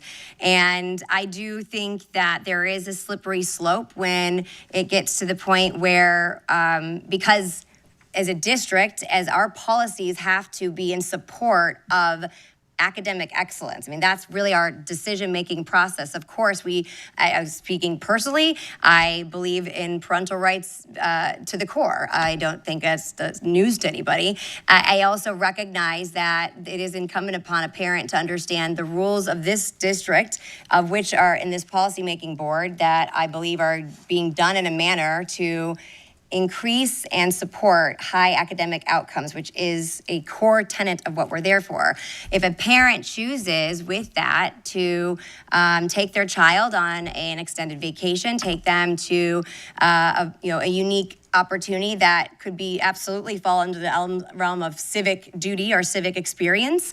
I think we use inauguration or some kind of demonstration, kind of the gamut of that. That is that parent's right. And then, of course, there are quote unquote consequences to that. And I think that's where Mr. Edwards' piece was, regardless of what it is, if there's an opportunity in advance for us to provide for some language in there for a parent to give the teacher notice, perhaps they would allow for some flexibility with it being, ensuring they can do the makeup work. And then the conversation was about the autonomy of autonomy of teachers, and being cautious because you could have 3 kids and they're at different spaces in their educational journey, and the workload of that specified student could be varied. And so we have to be thoughtful to our teachers as well as to putting additional work on them. And so I think Mr. Connor had broached that. I don't know if you want to articulate that a little bit more, because I think it is important. It seems that there is an outstanding conversation about the unexcused absences or if parents want to take their child out. But again, from a policymaking standpoint, we have to look at this as what we know. Children being in school is a direct correlation to high academic outcomes. I personally agree that there are things outside of the schoolhouse doors that provide extraordinary learning opportunities. And that's when the parents in that driver's seat, they can make those decisions. However, we have to balance a reality of what our staff being able to navigate that and being fair to them, and instead of throwing additional work on if a student is absent for an extended amount of time. I don't know if there's anything you wanted to add to that, Mr. Connor. No, I'll just go back to the idea that we talked about at the last workshop around the ability for a teacher to have discretion about makeup work. And I think the board was in agreement that while we won't have very much discretion about what's unexcused and excused, that's being outlined more clearly in the policy revisions. But we do have a provision in here that unexcused absences may result in the loss of opportunity to make up missed assignments. And I think we leave that at the discretion of the teacher to provide 0 credit, full credit, or partial credit. And it's not incumbent upon a teacher, if a student's going to be unexcused absence, to provide work in advance of an unexcused absence. That's not a practice that I think we want to put on our teachers. So I think the way that it's currently outlined in this revised policy is a great middle ground to make sure that teachers have the ultimate final authority about what credit they want to award based on the conditions of an unexcused or an excused absence. Thank you so much. And one more point of clarification out of this, Mr. Parento or you, is substantively, is there any dramatic change in our policy that our parents, that they'll find as substantively different than what was in place before? I don't believe so. We do not have anything in the current policy or in our student progression plan that puts a number of days that parents have to provide that absence notification to the school. So like Ms. Barker said, putting this in there and making sure that if and when this policy revision is approved, we do communicate that through all of our schools to their families on what that notification timeline looks like to provide that absence note. Thank you so much. Thank you for that clarification. Mr. Yeah, and I'll add to that point as well. As we have transitioned to our new student information system over the last 2 years, we now have the ability to submit those electronically, which makes the process easier eventually as parents are educated on how to submit that. Because sometimes you write a note, it gets lost in translation, it gets in the backpack and, never comes back. But we are creating pathways to train parents on more efficient ways to submit those notes. Very good. Thank you so much. I see Mrs. Barker and then Mrs. Rose and Mr. Edwards all on deck. Go ahead, Mrs. Barker. Thank you. Actually, that segues into something that I think we didn't mention, and forgive me for harping on this again, but it is something that drives me insane, and I know it drives lots of other parents insane. I think eventually we will have a good system for submitting attendance notes. But right now, the system that we have that is required, I am no longer allowed to write a note and put it in my 6-year-old's folder. Right now, you have to type up a letter on your computer, turn it into a PDF or scan it, and then put it in. You have to be on your laptop. It's very difficult to do on your phone. That must be a mother. So this is not a flawless system yet. I do absolutely believe we will get there, but it is actually the reality is that it is quite cumbersome right now to turn in an attendance note, and I do think that that's an important piece of the puzzle. Additionally, I have some concerns setting our teachers up to be in a situation where they could get in challenging situations with parents who say, well, I know you allowed so-and-so to make up their full work when they attended a school board meeting with the Sea Alliance, but you penalized my kid 50% when they did an activity with Turning Point USA. And that makes me feel very hesitant. If I were in the classroom, that would be a scary position to be in. So that's another piece of the puzzle. Thank you. Mrs. Rose. Thank you, Madam Chair. We've talked a lot about teachers having the the authority to decide when how much work a student can make up and how much credit. And in my 30 years of experience in this school district, our teachers certainly have done an excellent job of that. That is their mission, to make sure that students are successful. And I've never come across where there are issues, and I entrust them to continue to do that. And as a board, I definitely recommend that we stay out of it. There's been a lot of talk about civic duty. We spent a tremendous amount of time at the workshop on that piece, but it tends to reoccur as if we haven't had those conversations. We have civic duty opportunities for a multitude of the history of this school district and all school districts, from, I'll say it again, civic opportunities in student government, student council, parent teacher student organization, school advisory council, and on and on. The superintendent meets with, and his team meet with students. We have student representative, thank you very much, that come and sit with us on the school board. And to be quite frank, since my colleague brought up the C Alliance, I encourage families and the public to go and look at their website and the $1 million funding that goes through there. And when you look at their sole purpose, which is the repeat performance, repeat speeches that have gone on for 2 years, it is to enlist students for political activism. So at the same time that these folks come to the speak and talk about this school board being political, I ask for some self-reflection and for some transparency to the public. I will be supporting this attendance policy for academic excellence. Thank you, and I ask that members of the public please be quiet. There'll be debate. Mr. Edwards. So actually, you saved me the connection because when I left the boardroom, I did feel reasonably comfortable about where we had gotten to in a conversation. I trust our teachers emphatically.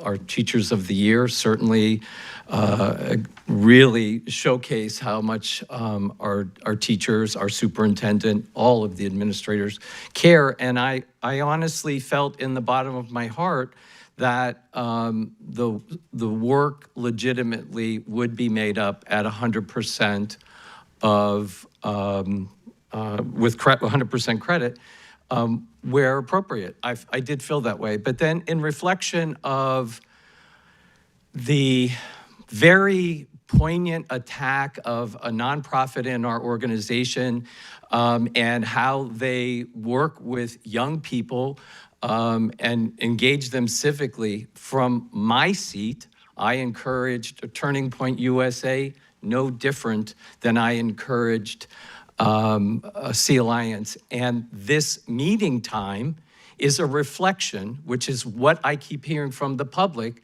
that they moved it to 10 o'clock to penalize C Alliance and to penalize the students who are engaged.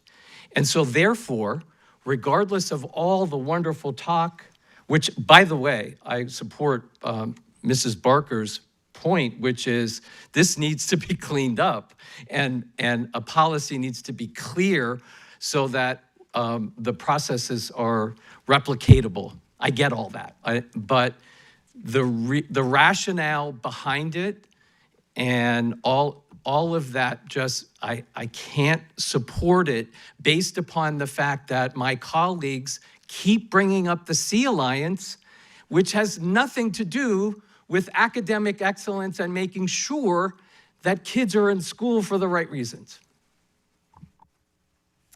Thank you. Mrs. Marinelli. I'd like to address the change of time because I am the one that brought it up to changing it to 10 o'clock because many, many parents have addressed me that they cannot come at 6 o'clock for various reasons. And we've had many or more people show up at the 10 o'clock than we've had at the 6 o'clock. So I'm sorry that we're not going to agree on this. We have parents that want it at 10 and parents that want it at 6. So at this point, it's at 10 o'clock. So, and having discussions about one student activity versus another, in my opinion, is counterproductive. We allow many student activities after school, and people can like them or not like them, but as long as they follow the school board policy and they do it through their school, then they can have those activities. So I'm not going to pit one over the other because they're both very, very much alike, but they have different political party backing. So let's call a spade a spade. So we can keep bringing this up and rehashing it at every meeting, but the board meetings right now are once a month at 10 o'clock. We're tightening up the attendance policy so it is consistent across all the schools, and the teachers have the right, and it's their right, to say what the makeup work will be. Because elementary is very different than middle school, and middle school is very different than high school. And our teachers deserve that respect. So I'm not getting in the middle of that. That's them, because I was a teacher. I was on the other side of having to implement the attendance policy. And it is not easy when you're dealing with over 50,000 kids and their families, because everybody thinks that their child is the most important. And they are to that parent. But we have to make sure that things are fair and equal. So I will be supporting this. Thank you. Thank you so much. So just going back to the attendance policy, this is being approved for advertisement, and then we'll come back to the board for final adoption. If there are no additional comments, members, please vote on 10.20 in front of you if you have not already. Oh, and Mrs. Tompkins, is it a voice vote? Okay, very well. We'll start with you, Mrs. Barker. No. Mrs. Rose? Yes. Yes. Mrs. Marinelli? Yes. Mr. Edwards? No. And the chair votes yes, and the vote passes 3-2 to approve the, I don't have the thing in front of me, to approve the attendance. Advertisement. To approve the attendance policy for advertisement. Now, that concludes any action items for today. We'll move over to the general hearing of citizens.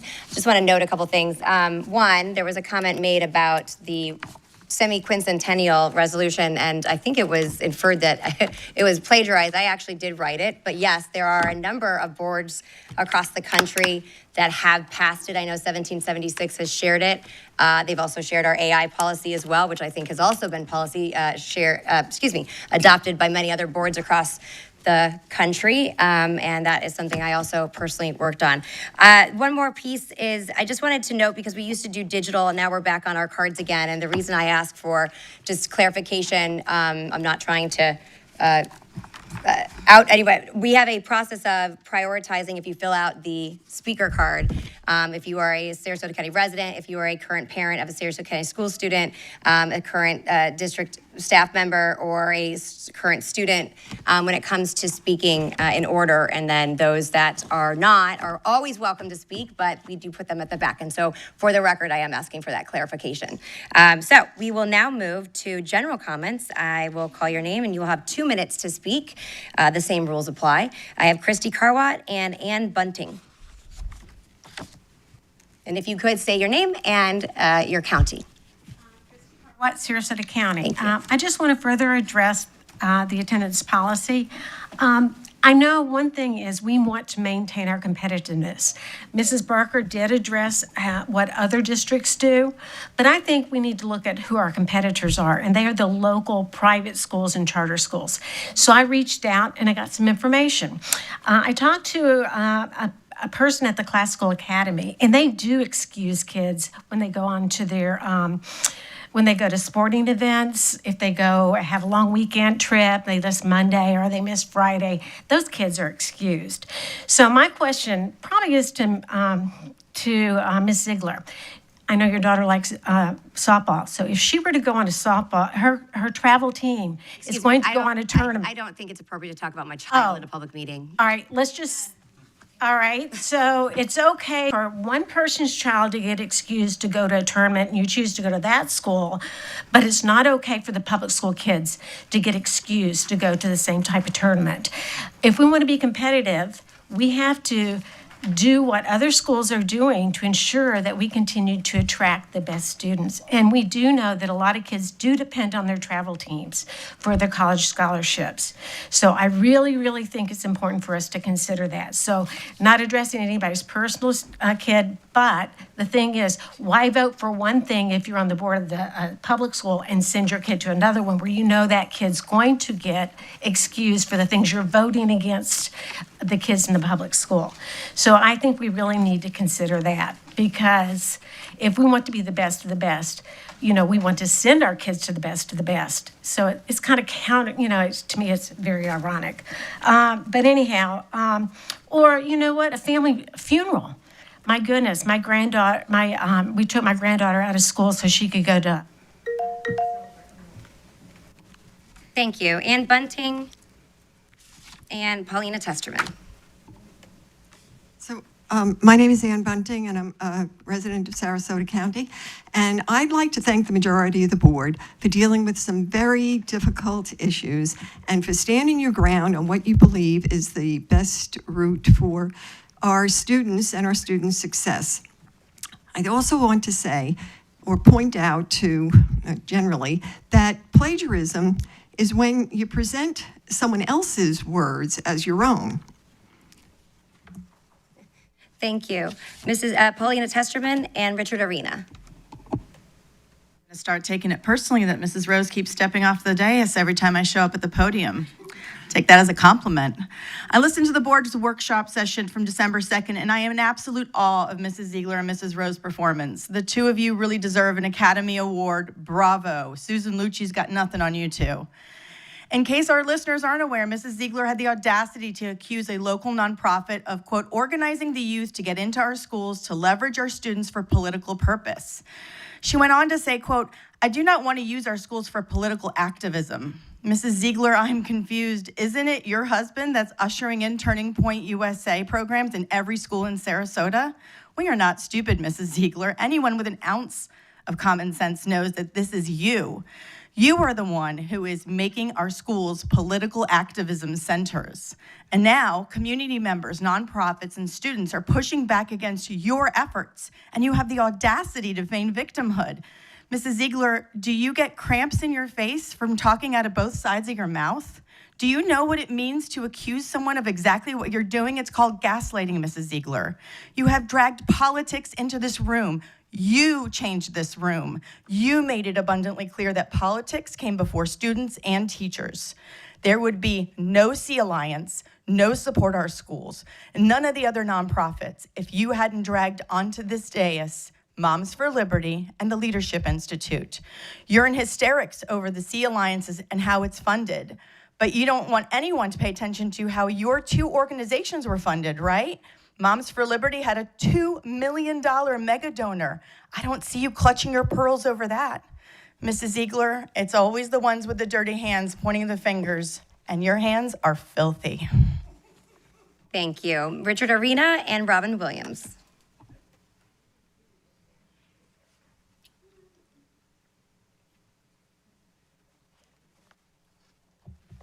Good morning, board. Good morning, Superintendent Connor. And for the record, 10 o'clock's an inconvenience for me. I just had to leave a client to come here, and that's why I'm late. I'm sorry. I'm not as prepared as I'd like to be, but I will say at a prior school board meeting, Vice Chair Marinelli asked, why are 25% of our students not in the public school system? And she said the response she got was crickets. The fact is there is 25%, and the reason is for private schools, parochial schools, charter schools. But there's a danger in that which some of us will be getting into with our legislators, and that is because of Florida's expansive voucher program, we've become a magnet for Muslims wanting Sharia-compliant schools in the state. It's becoming, especially what's going on in Australia, in Canada, and France right now, and even in the U.S. in places, this is something that merits further attention. In Tampa especially, there's a lot of activity. The Tampa Islamic Youth Academy has roughly 1,500 students. The problem is Sharia law is incompatible with school board law, state law, federal law. Sharia law is superior to the Constitution per the Quran. The issue is, they'll say there's canon law for Catholics, Talmudic law for Jews. Those religions do not believe that their laws are superior to the Constitution, unlike Sharia law. The reason I'm bringing, and Governor DeSantis is doing a good job in outlawing the Muslim Brotherhood and CARE, only a first step. The concern I have is that I live next to a Muslim who was head of the mosque in Brookline, Mass. He was fine. His kids were being indoctrinated. They were scared. Thank you. Robin Williams and Jamie Barrett.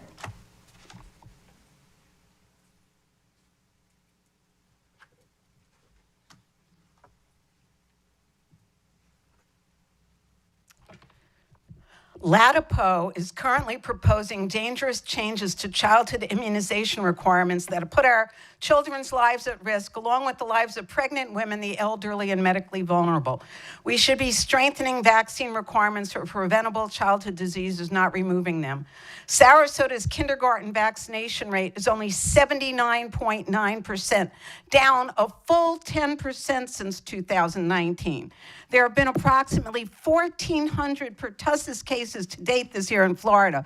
Children have died from pertussis and measles this year in places with higher vaccination rates than Sarasota. The CDC reported 1,912 measles cases as of a week ago, the highest annual number since the U.S. declared measles eliminated in 2000. Anyone on this board promoting the so-called parental right for your kids to not be protected, take a walk through an old cemetery. Look at all the graves of babies and children that were numerous till the mid-20th century. Why are there relatively few in the U.S. today? Universal childhood immunization and antibiotics. Many still die globally from lack of childhood vaccination. Measles is estimated to have killed 107,500 people in 2023. Canada saw its measles-free status revoked last month, and U.S. will probably lose its status next month. If the Florida Health Department enacts its proposed vaccination policies, it'll undermine decades of progress in child health. The question is not whether we'll have an outbreak of easily preventable childhood diseases, but just a matter of when. And with 129 measles cases in South Carolina, and with holiday travel, it may not be far off. LADIPO needs to be fired. Children in Sarasota are likely to get very sick. Some may die if we don't boost our dangerously low vaccination rate. Please alert parents. Provide them with the...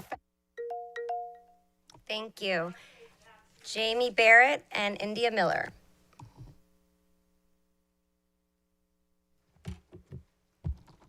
Good morning. I'm Jamie Barrett, a taxpayer in Sarasota County and a supporter of strong public schools for all students. 84% of us constituents voted to support public schools. With 3 remaining vulnerable schools up for grabs, Schools of Hope is still my concern. I know we all can agree. I know you are completely aware what's going on because you have been proactive in stopping this hostile takeover. But there's so much information, so fast, I'm not certain everyone completely understands. So I would like to share my findings. Yes, there are for-profit companies that come into our schools. But that's for maintenance of our buildings, for example. But that's not the case for Schools of Hope. Their plan is to starve public schools through legislative budget cuts, funding diversions, creating the appearance of failure. Label the schools as failing, using manipulative metrics that ignore poverty, disability, and trauma while rewarding schools that exclude challenging students. Rewrite the laws through lobbying and campaign contributions, lowering barriers for charter takeovers and co-location mandates. Build opaque corporate nests, using interlocking nonprofit management companies and real estate that obscure money flows and accountability. Install political protectors. In oversight positions, people who previously worked for the charter operators and owe their careers to the network. Target vulnerable districts serving poor, minority, and disabled students with the least power of political power to resist. I don't support billionaires to make a profit off our tax dollars and leave. Thank you. India Miller and Michelle Posey.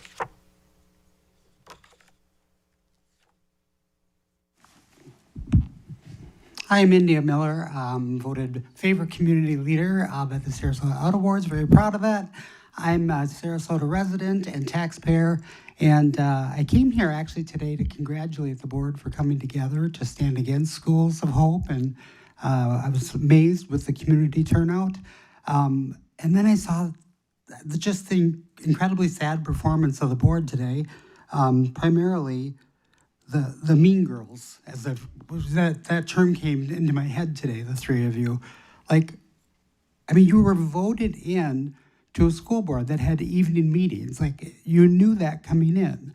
I would really like to see the data, Robin, on how many parents contacted you wanting a 10 a.m. meeting, because I don't see them here. I've not seen them here since we've had this meeting. I would love to see the data of how many parents are asking for a 10 a.m. meeting versus a 6 p.m. meeting. By your own words, we have parents that want both. Why do we not provide both? I would like to know why we are proposing mid-year to change to the 3 versus 5 policy. I don't think you're being transparent. I would love to see you guys work together when you do really good things happen, but I don't think that's happening. And for you to attack a nonprofit, whether it be Turning Point, whether it be Sea Alliance, no matter who it is, it's so inappropriate. It's so like below what you guys are capable of doing. I volunteer with Sea Alliance, and the reason I do is because I do believe getting youth involved and hearing, getting their voices raised up and learning that they need to get involved in voting because our votes should matter. I know they don't here, and I know, right? You have to giggle. I'm glad you're giggling with us. You're in on the joke. But this matters. These are real kids' lives. Do better. Thank you. Michelle Posey and Laura Nelson.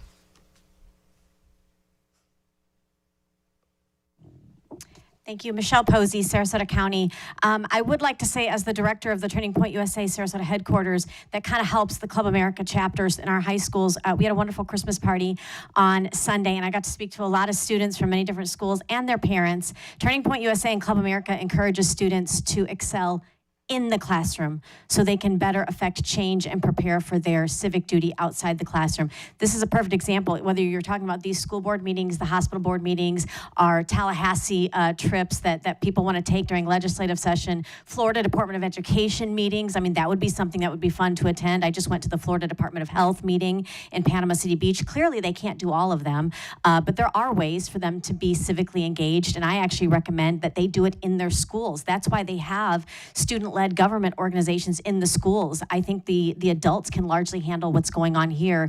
And this is why, this attendance policy is so crucial. Even the National Institute of Health says that when you have really good attendance policies, they thrive academically. The children thrive. It's even better for their health. A lot of students rely on on school-led programs to feed them. So this is important that the kids are in school. And I will say it helps to prepare them for college. Do you think colleges care if you show up to class, they take your money and they grade you, and then you're largely left to defend for yourself? You think the trades or corporate America are going to care why you had to miss? I mean, we are actually training the children to go out and be better leaders in the community by giving them a strict policy. And I think the perfect example is Mr. Edwards complaining about having to reschedule a doctor's appointment. This is where your attendance matters. We need to set that example for children. Thank you. Thank you. Laura Nelson and Liz Morris.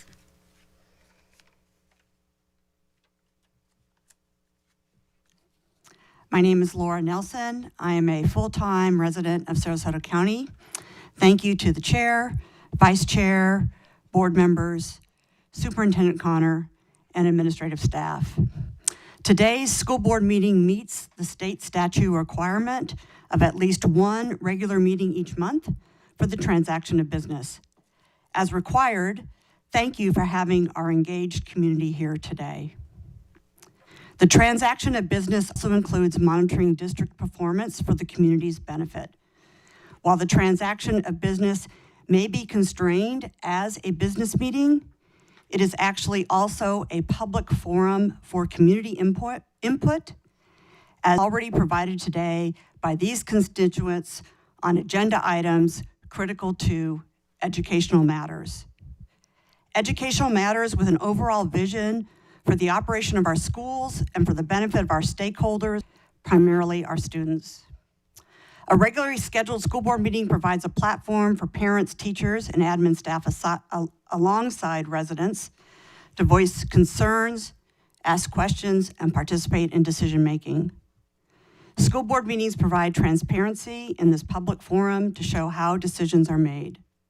I, alongside with our community stakeholders, request of the board and administration that these scheduled board meetings where business is conducted to be moved to a late afternoon or early evening meeting time.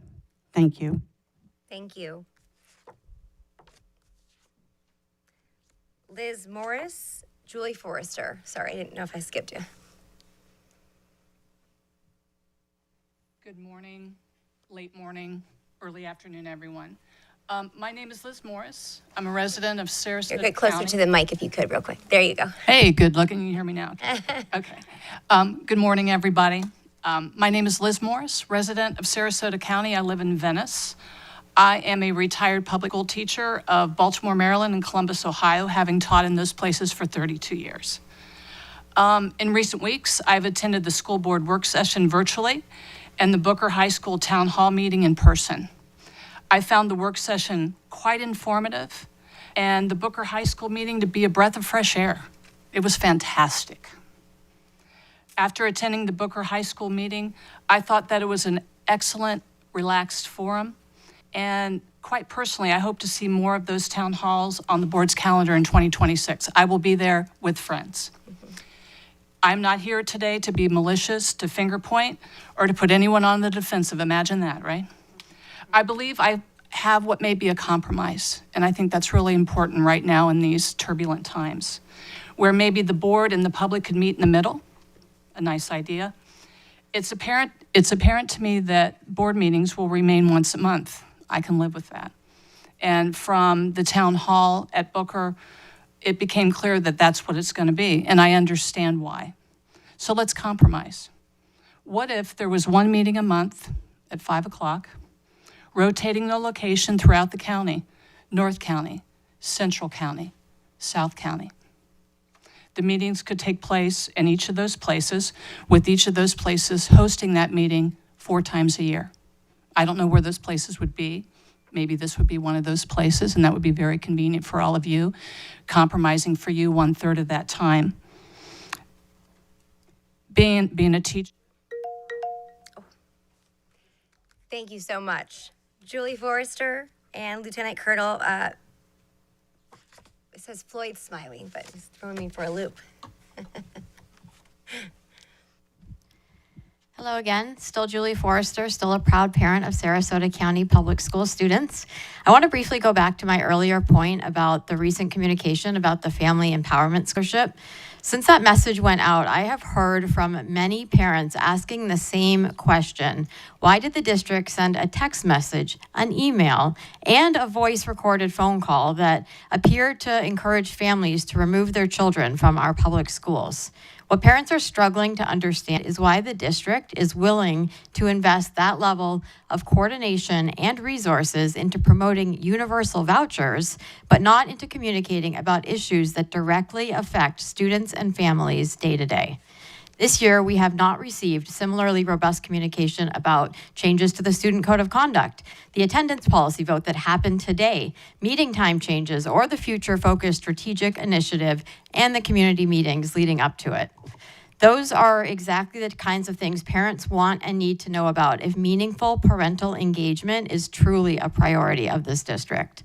I want to be clear, I don't believe that this district intends to encourage families to leave our public schools.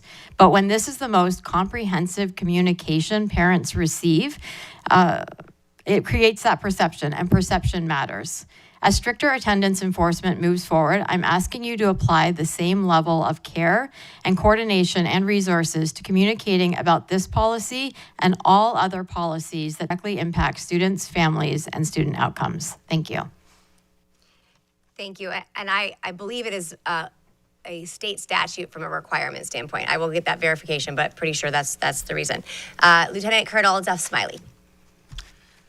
Duff Smiley again, and there's been a lot of crying and whining about the Sarasota School Board's decision to move the meetings to morning. Many of our students disrespectfully argue that this change undermines transparency. I do not agree for the following reasons. Accessibility is not defined by the clock. A meeting at 10 is no less public than one held at 6. The doors are open, the agenda remains published, and citizens retain the right to attend and speak. In fact, most government and business agencies start their meetings in the morning. Evening meetings too often stretch late into the night. No matter what time you pick, it will be inconvenient for some people, such as myself, as an investor in the school system. Morning meetings are shorter and more efficient and enhance the quality of decision-making. Board members are more alert, and staff presentations are better absorbed. The results are this results in more professional decisions being made without the pressure of late-night exhaustion and fatigue. A board meeting is primarily to conduct business. It is not a civics class for students. Meetings are not rallies or protests. They are working sessions where budgets, policies, and contracts are reviewed in detail. Public comment, as currently conducted, often emphasizes protest rather than thoughtful solutions to problems. It has become repetitive, offering little in the way of constructive dialogue or how to improve academic performance. Paid political activists orchestrate the dialogue to embarrass and disrupt. Bullying, personal attacks, insults of board members are not uncommon. These activists have a political agenda that promotes their ideological ideas, which detract from focusing on the core mission of the... Thank you. Deb Hayes, Lisa Schur.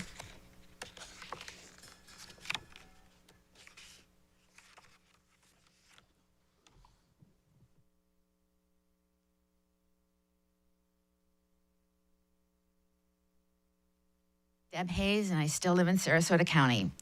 At this time of year, we reflect on the past 12 months. And as I look at the board majority during this past 12 months, I see a treasure trove of lost opportunities, and it truly makes me sad for this district. In this time, enumerated protections for vulnerable students have been removed from policy. We've reduced the number of meetings to engage the community, placed meeting times that make it impossible for the board's major constituents to attend, refused to even elect a vice chair with opposing views to the majority, didn't take on the growing threats to public education through vouchers head on as a fiscal crisis, and even some of the board majority affirmed the Schools of Hope legislation. There was no compromise on community action related to prayer and invocation policy. And we even had eliminated the opportunity for honoring students and seeing their performances at regular school board meetings. Won't even get into maligning students who don't agree. This has put all of the really committed community members at a crossroads with the school district they're trying very hard to support. What's wrong with compromise? What's wrong with trying to do the most good for the most people? As we celebrate Hanukkah, Christmas, Kwanzaa, right now is an opportunity for each of us to reflect on how we can cooperate and move forward. And I don't mean this as a lecture, I mean this as a plea. There's community here that are trying to help, and the community is constantly being chastised. Let's hope for a better 2020. Thank you. Lisa Schur, Sebastian Martinez, and Xander Moritz. Lisa Schur, Sarasota County. At the December 2nd school board session, Karen Rose and Bridget Ziegler attacked the Sea Alliance. Their crime? Being well-organized, well-funded activists. Ms. Ziegler stated the group she founded, Moms for Liberty, was never involved with students. And that's a direct quote, which is untrue. During a Moms for Liberty meeting in 2022, Chapter Alexis Spiegelman and Melissa Bacandi urged parents to have their children disrupt their classrooms by refusing to wear masks during the COVID pandemic and cause mask non-compliance that will cause mass confusion in our schools. And then there's the Leadership Institute, where Mrs. Ziegler received a salary of close to $200,000 as the director for school board leadership. The stated mission of the Leadership Institute is to increase the number and effectiveness of conservative activists and leaders in the public policy process. LI sponsors youth programs such as their Youth Leadership School, which is described as a, quote, boot camp of politics that's an essential training for anyone who wants to be active in the political process. The advertisement for this particular program states, take our 2-day intensive program to become an effective activist for your principles. LI also sponsors a high school leaders retreat for students aged 15 to 18, which teaches students how to win for candidates and causes of their choice. LI is extremely well funded with total revenues for 2023 of $45 million, salary expenses of $17 million, and assets of $30 million. The total revenues for the Leadership Institute for the preceding 5 years to 2023 was almost $154 million. I guess because you're canned, you didn't get your performance bonus, but you're getting $200,000 to do the Leadership Institute's bidding and $50,000 from the Sebastian Martinez and Xander Moritz.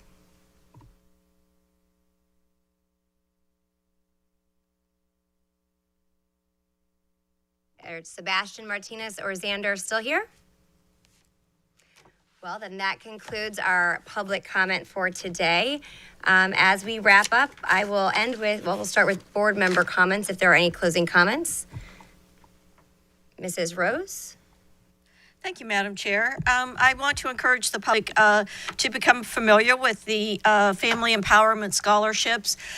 Superintendent Connor has reinforced, if you could nod, Superintendent, that it is a state requirement that we send out that information as a school district. But as a board member and one who served this community for multiple decades and love the excellence in academics, particularly as we are accomplishing today with our superintendent and his staff. I think that comes by encouraging families to know what the best choice is. We want them to come to us because we're the best, because we have innovative programs, because we have academic achievement that is excelled, and that's how you are successful.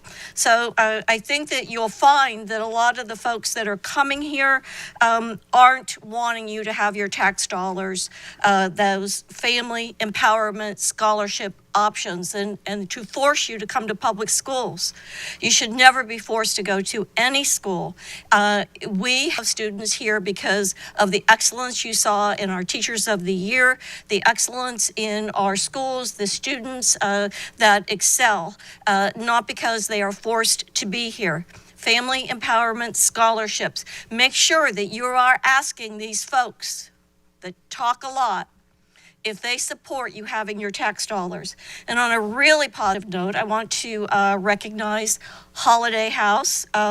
They have done a phenomenal job providing our students with opportunities to celebrate the holidays and to have an opportunity to provide gifts for their families and have a lot of great experiences, smiles and laughs. And Holiday House here in Sarasota, kudos to you.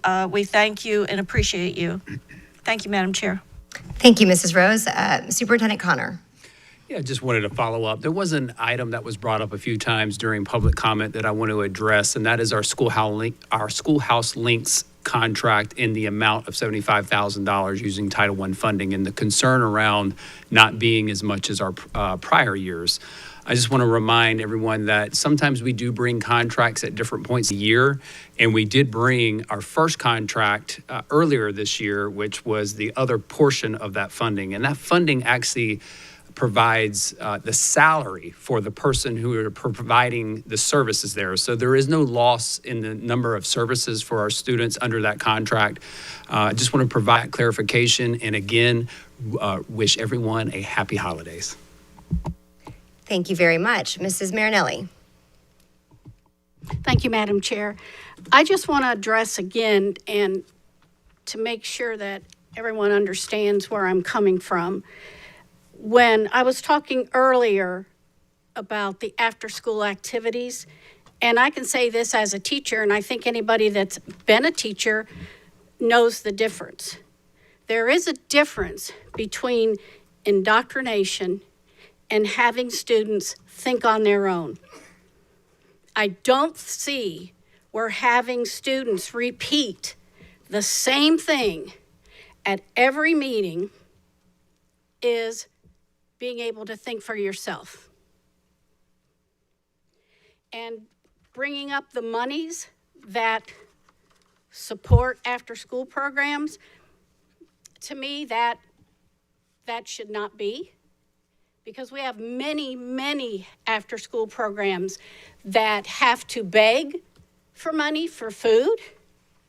And if it's going to be a club that is run by students, then they need to be the ones that take on all the responsibility of that club with the support of the teacher, as long as the guidelines are followed that the school board puts in place, because there's a reason for those to be in place.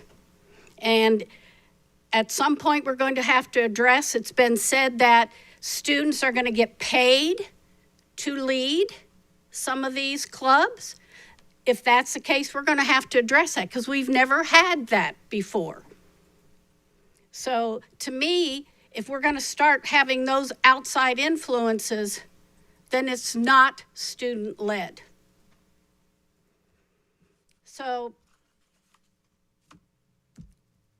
people have brought up the Leadership Academy. The Leadership Academy does not have an after-school program here. So that's totally different. You try to bring the two together, they're different because they don't have an after-school activity, and that's what we're talking about. So with that all said, I hope my point is clear, but I'm sure I'm going to have it be brought back up. So I'll be interested to see how my words get brought up and interpreted. But also, I would like to wish everybody a very Merry Christmas, Happy Hanukkah, but mostly important, to keep in your hearts and your minds all the communities that have been affected by the many tragedies that have taken place over the past weeks. Because if that shows anything, it's how divisive things around the world have come. And words have consequences. So please think of your words before you say them, because they do have consequences.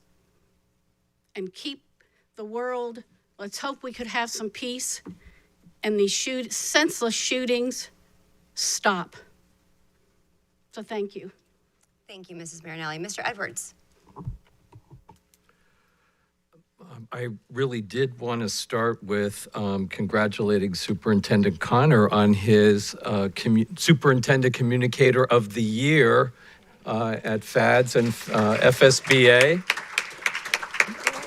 While we were also lots of kudos to the communications department, although Mr. Connor is an outstanding communicator, one to emulate. Our communications department, Craig Maniglia, and all of the work on his team are also extraordinarily responsible for Superintendent Connor receiving that award. I want to also circle back to how amazing the Teacher of the Year event and having them in the boardroom today was wonderful. I also want to point out this lovely person sitting to my left, since civics keeps getting bantied around here, sometimes pejoratively. I know personally that Sloan pays very close attention to her civic responsibility and has been engaged actively in the community without fanfare, although she did receive an award. And she stayed here for the entire meeting. Congratulations and thank you for being here. And that gets me to the place of wanting to say that I don't agree when people say it falls because of one party or the other. That is not the work I do here. The work I do here is I did support Turning Point. I discussed how it was implemented or how it was being introduced, but I'm happy that young people are engaged civically, and I welcome that, as do whether it's the Learning Institute or Sea Alliance or Turning Point. I see in our political mechanism that there's young people that are missing. I see a generation that is missing because they weren't engaged civically, which is, and I don't want to get too off the target, but I'm disappointed, frankly, in both parties. And I need to say that out loud because I don't come here political. I come here for the kids first. I come here for the protection of public education second. And all of that other stuff that we waste our time, attendance policy, all this other stuff is just ridiculous. And I'd rather see us get more involved. And I hope to see that next year on academics, actually having good conversations. I could live with one meeting a month. I'd rather see two workshops where we can actually be engaged and talk about real life things that matter academically and how to be more competitive and follow it up with a quick town hall. That I'd love to see because what we're doing is destructive. To Mrs. Marinelli's point, I see us constantly repeating the same things over and over again that just lead to divisiveness. Lastly, I also want to say, when I do agree, I love Holiday House. Thank you for bringing that up. They're one of my favorite things of this time of the year, and I just want to wish everyone a joyous and happy holiday season, however you celebrate, and may it be peaceful. Thank you, Mr. Edwards. Mrs. Barker? Thank you, Madam Chair. Thank you, Mr. Edwards, for bringing us back to a place that I was hoping to get to, which is some of the celebrations that we've had this year and some of the wonderful things that we've done as a district, because it is so easy when we are passionate people who care deeply about schools to lose some of that. But a lot of really wonderful things have happened this year for Sarasota. Thank you for pointing out Mr. Connor's work. Also, I have been so incredibly proud when I attend meetings and speak with people across the state, when I attend the Florida School Board Association and meet with superintendents and other state leaders. Sarasota repeatedly is at the table. We are taking a leadership role, and that is because of the staff. I mean, quite frankly, we can't get out of our own way sometimes up here on the dais, but the superintendent and his staff are working overtime, and they have put Sarasota on the map. And we are now invited to discussions that we weren't necessarily at that table in the last couple of years. And those are places we should be. We are doing things that other counties want to emulate. We are doing things that are effective, that serve students and serve families.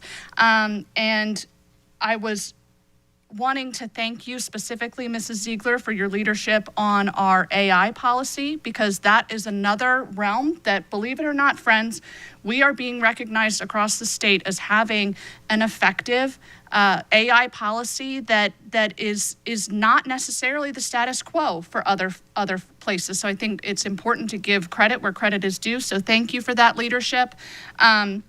We also had Mr. Parento and Mr. Maniglia present information about communications and how we communicate with our families and our staff about budget challenges. And the fact is, we are going into another incredibly challenging season as a district. We will be entering in a challenging budget season. We will be entering a challenging legislative season. And so it is more important than ever that Sarasota takes this momentum and continues to lead and show the state and the country what we are capable of, because that is what benefits students, that is what benefits families, and that's what's most important to me. Some of the things that I had the privilege of engaging with in this last month have been really encouraging. I did volunteer with Holiday House. I also had the opportunity to see the baking lab at Booker Middle School, Tornado Kitchen. Those kids, they can cook, guys. These are the sorts of programs that make a district unique and that make our families want to come here. I also attended the opening ceremony for Alta Vista's new STEAM lab room. Gosh, Mr. Jaffe is the science teacher who spearheaded that with the Principal MacArthur, the Education Foundation, Florida Power and Light. Those are the sorts of investments in our public schools that make a real difference for our families. And you know, when we're talking about underutilized space, I don't know if that's going to come up on some government report of how we're utilizing our buildings, but I would challenge any taxpayer to find a better use of space than that STEAM lab, because that is cutting edge technology that helps students in real time. So we will continue working, I hope, to get better and more cohesive as a governing body, but this district has nowhere to go but forward and up, and I am grateful every day to get to represent it. So thank you.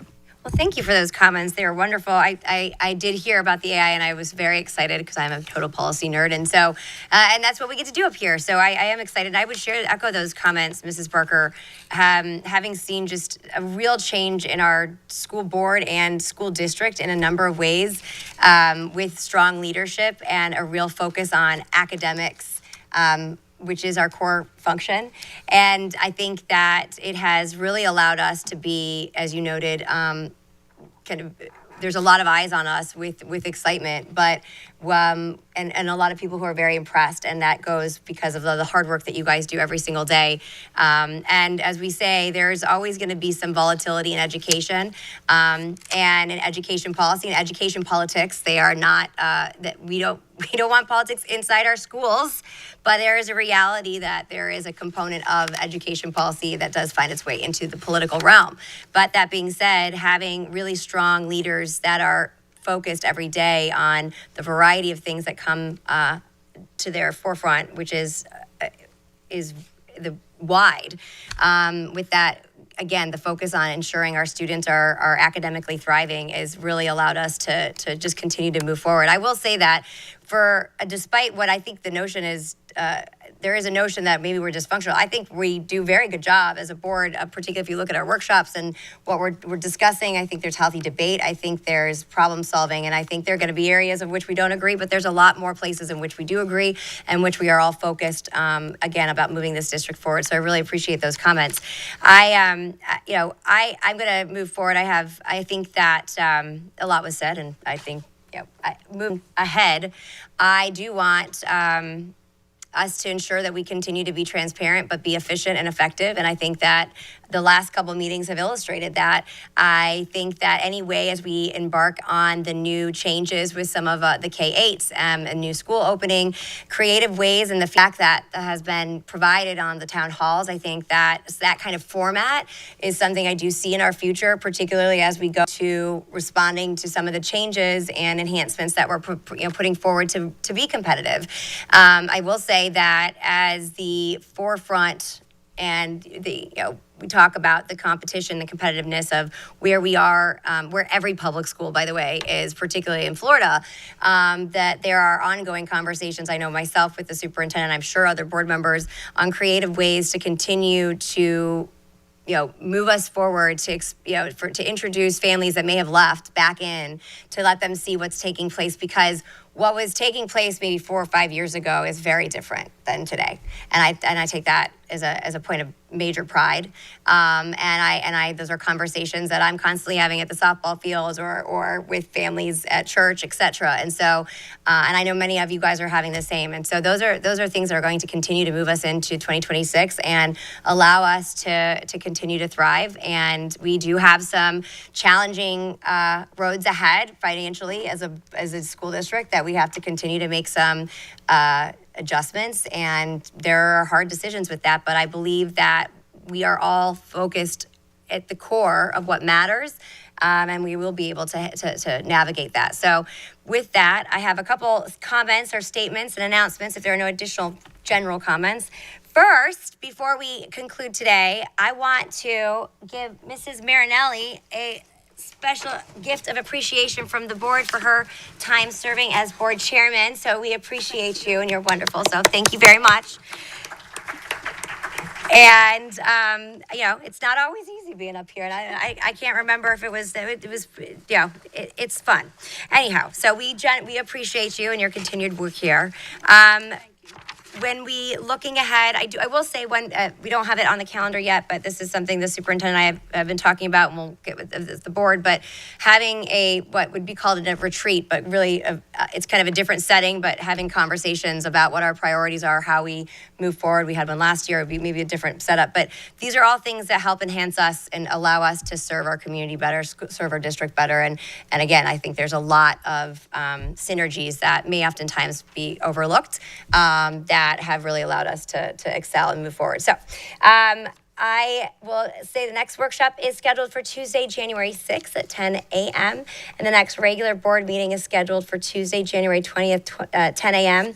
I wish everyone a restful and fun-filled, however you choose to do so, holiday break, Merry Christmas, Happy Hanukkah, and all of however you celebrate, and a Happy New Year. I think that there's been great successes this past year that we can be very proud of, and it was from the hard work, tireless work that many of you in this room and many who are not here, but that are in the classrooms right now that are continuously doing. And I look forward to a very exciting, successful 2026. So with that, we stand adjourned.